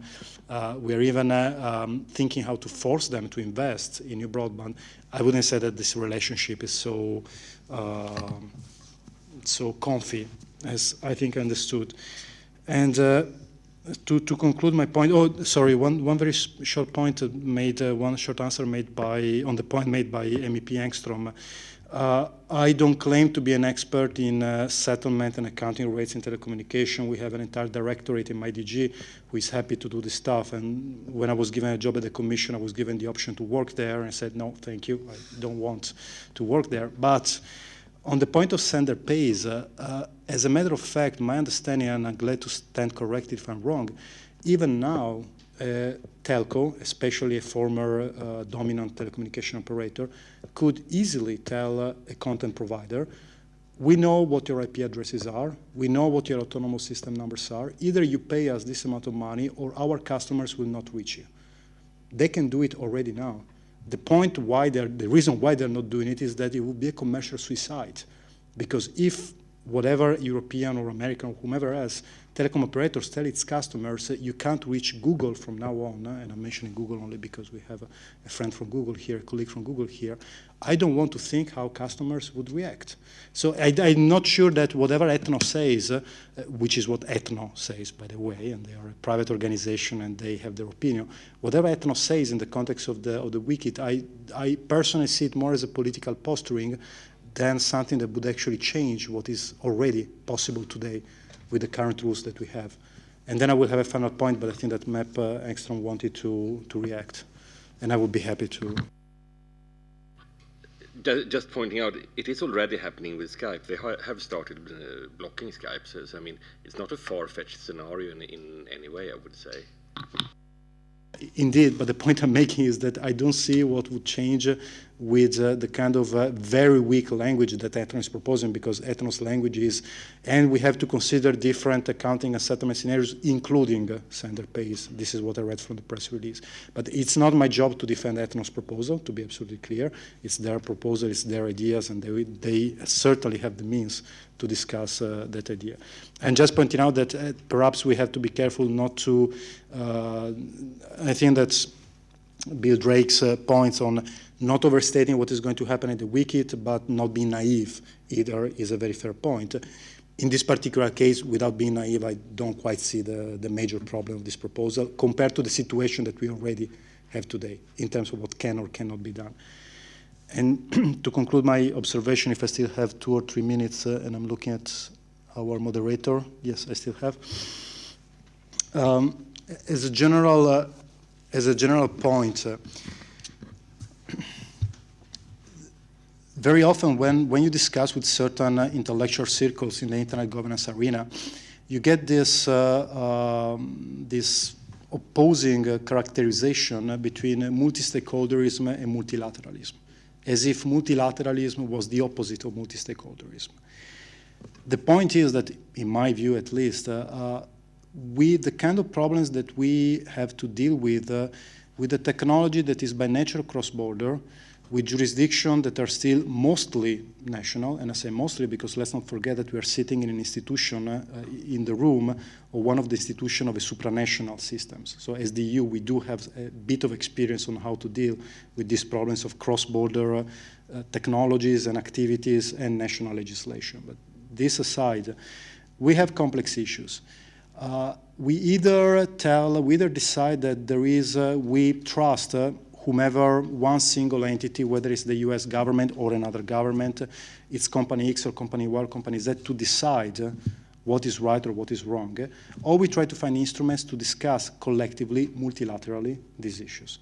Now, I will make one example simply because, one, I like to tease Marco, and second, because Google just published its transparency report. Now, what Google does with the transparency report is to be praised. This without doubts. Google is one of the most transparent companies in this environment that I know of, at least. However, when reading the transparency report, there were a couple of things that really struck me. Google, when presenting the results of the transparency report, talks about censorship of political content. And Marco will correct me if anything I say is wrong. Now, who gets to decide what is political content or not?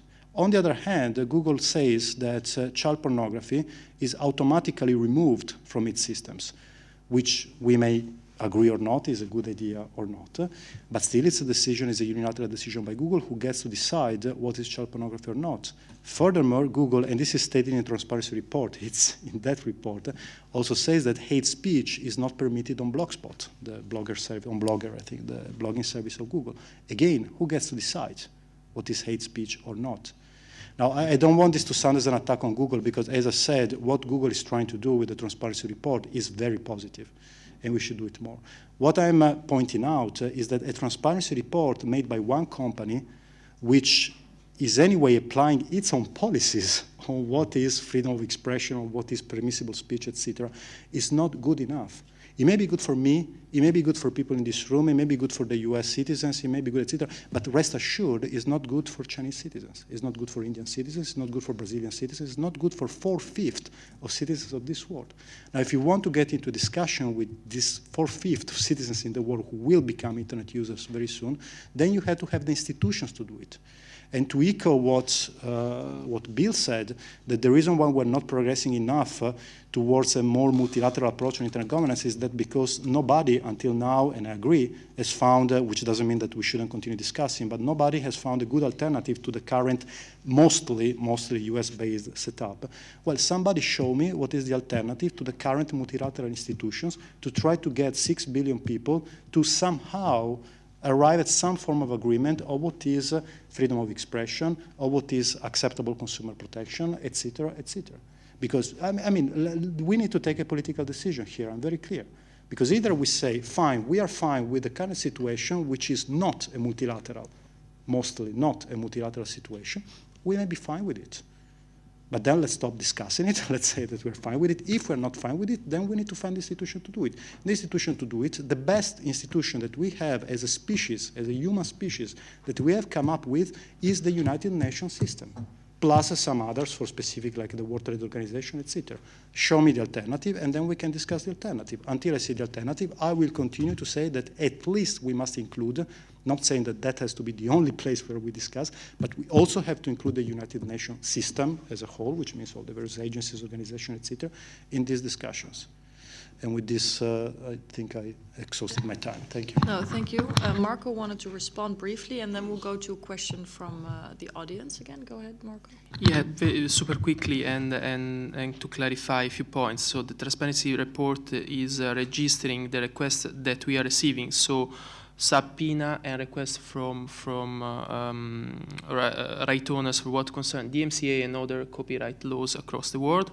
It's a picture of the situation, so does not reflect the Google policy, but does reflect the laws that we are encountering on the world. Some of the comments that you mentioned, Andrea, are basically interpretation from the data.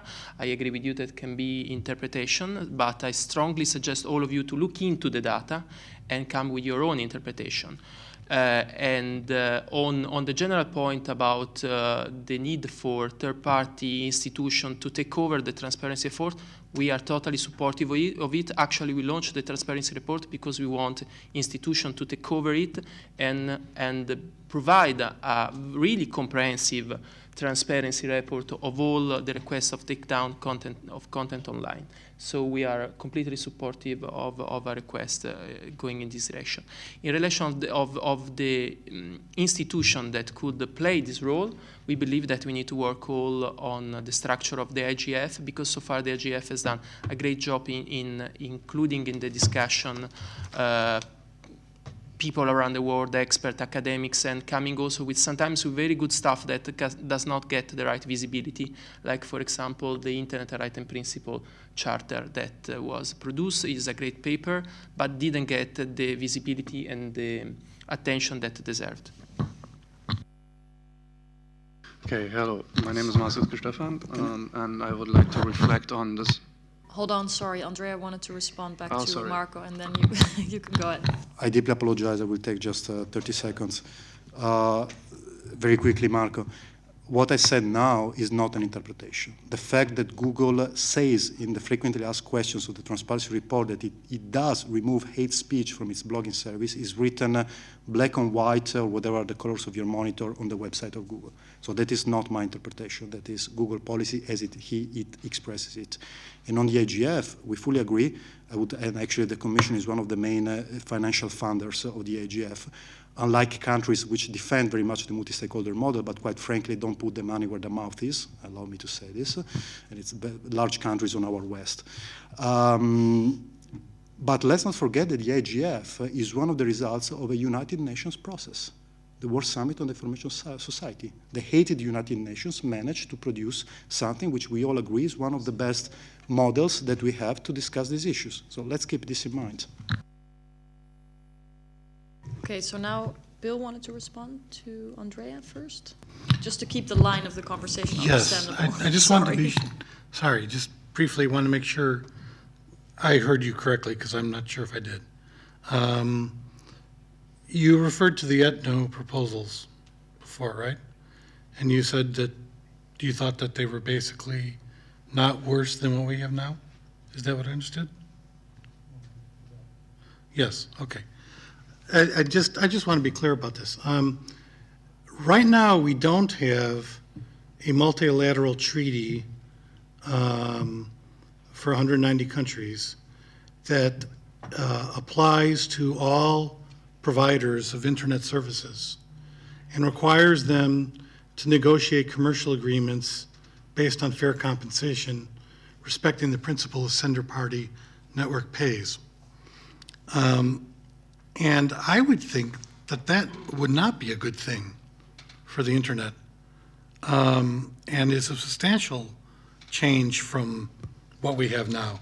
What we have now is a system of peering and interconnection in which one doesn't engage in those activities, is not obliged by international regulatory fiat to do so, particularly not subject to an agreement that in some versions would also give the ITU dispute settlement powers and so on.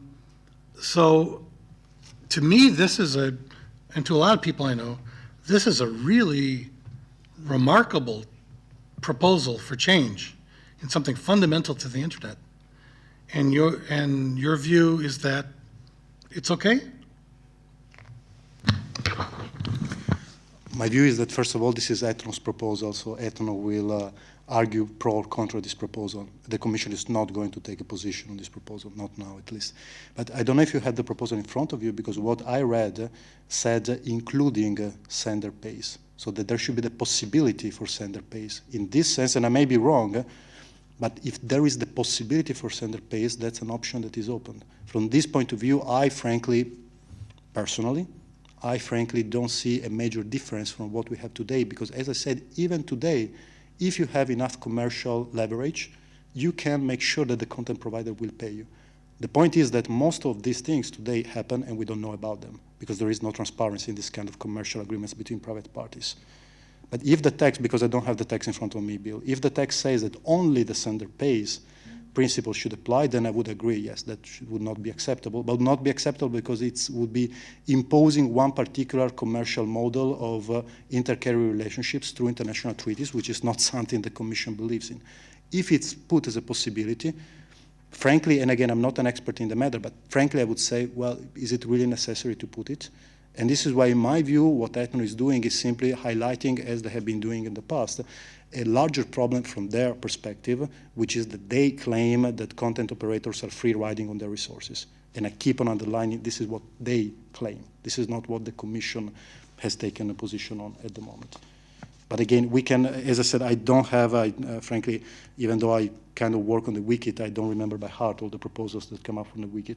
But if it's including the possibility of applying sender pays, it's something that I wouldn't think is so problematic.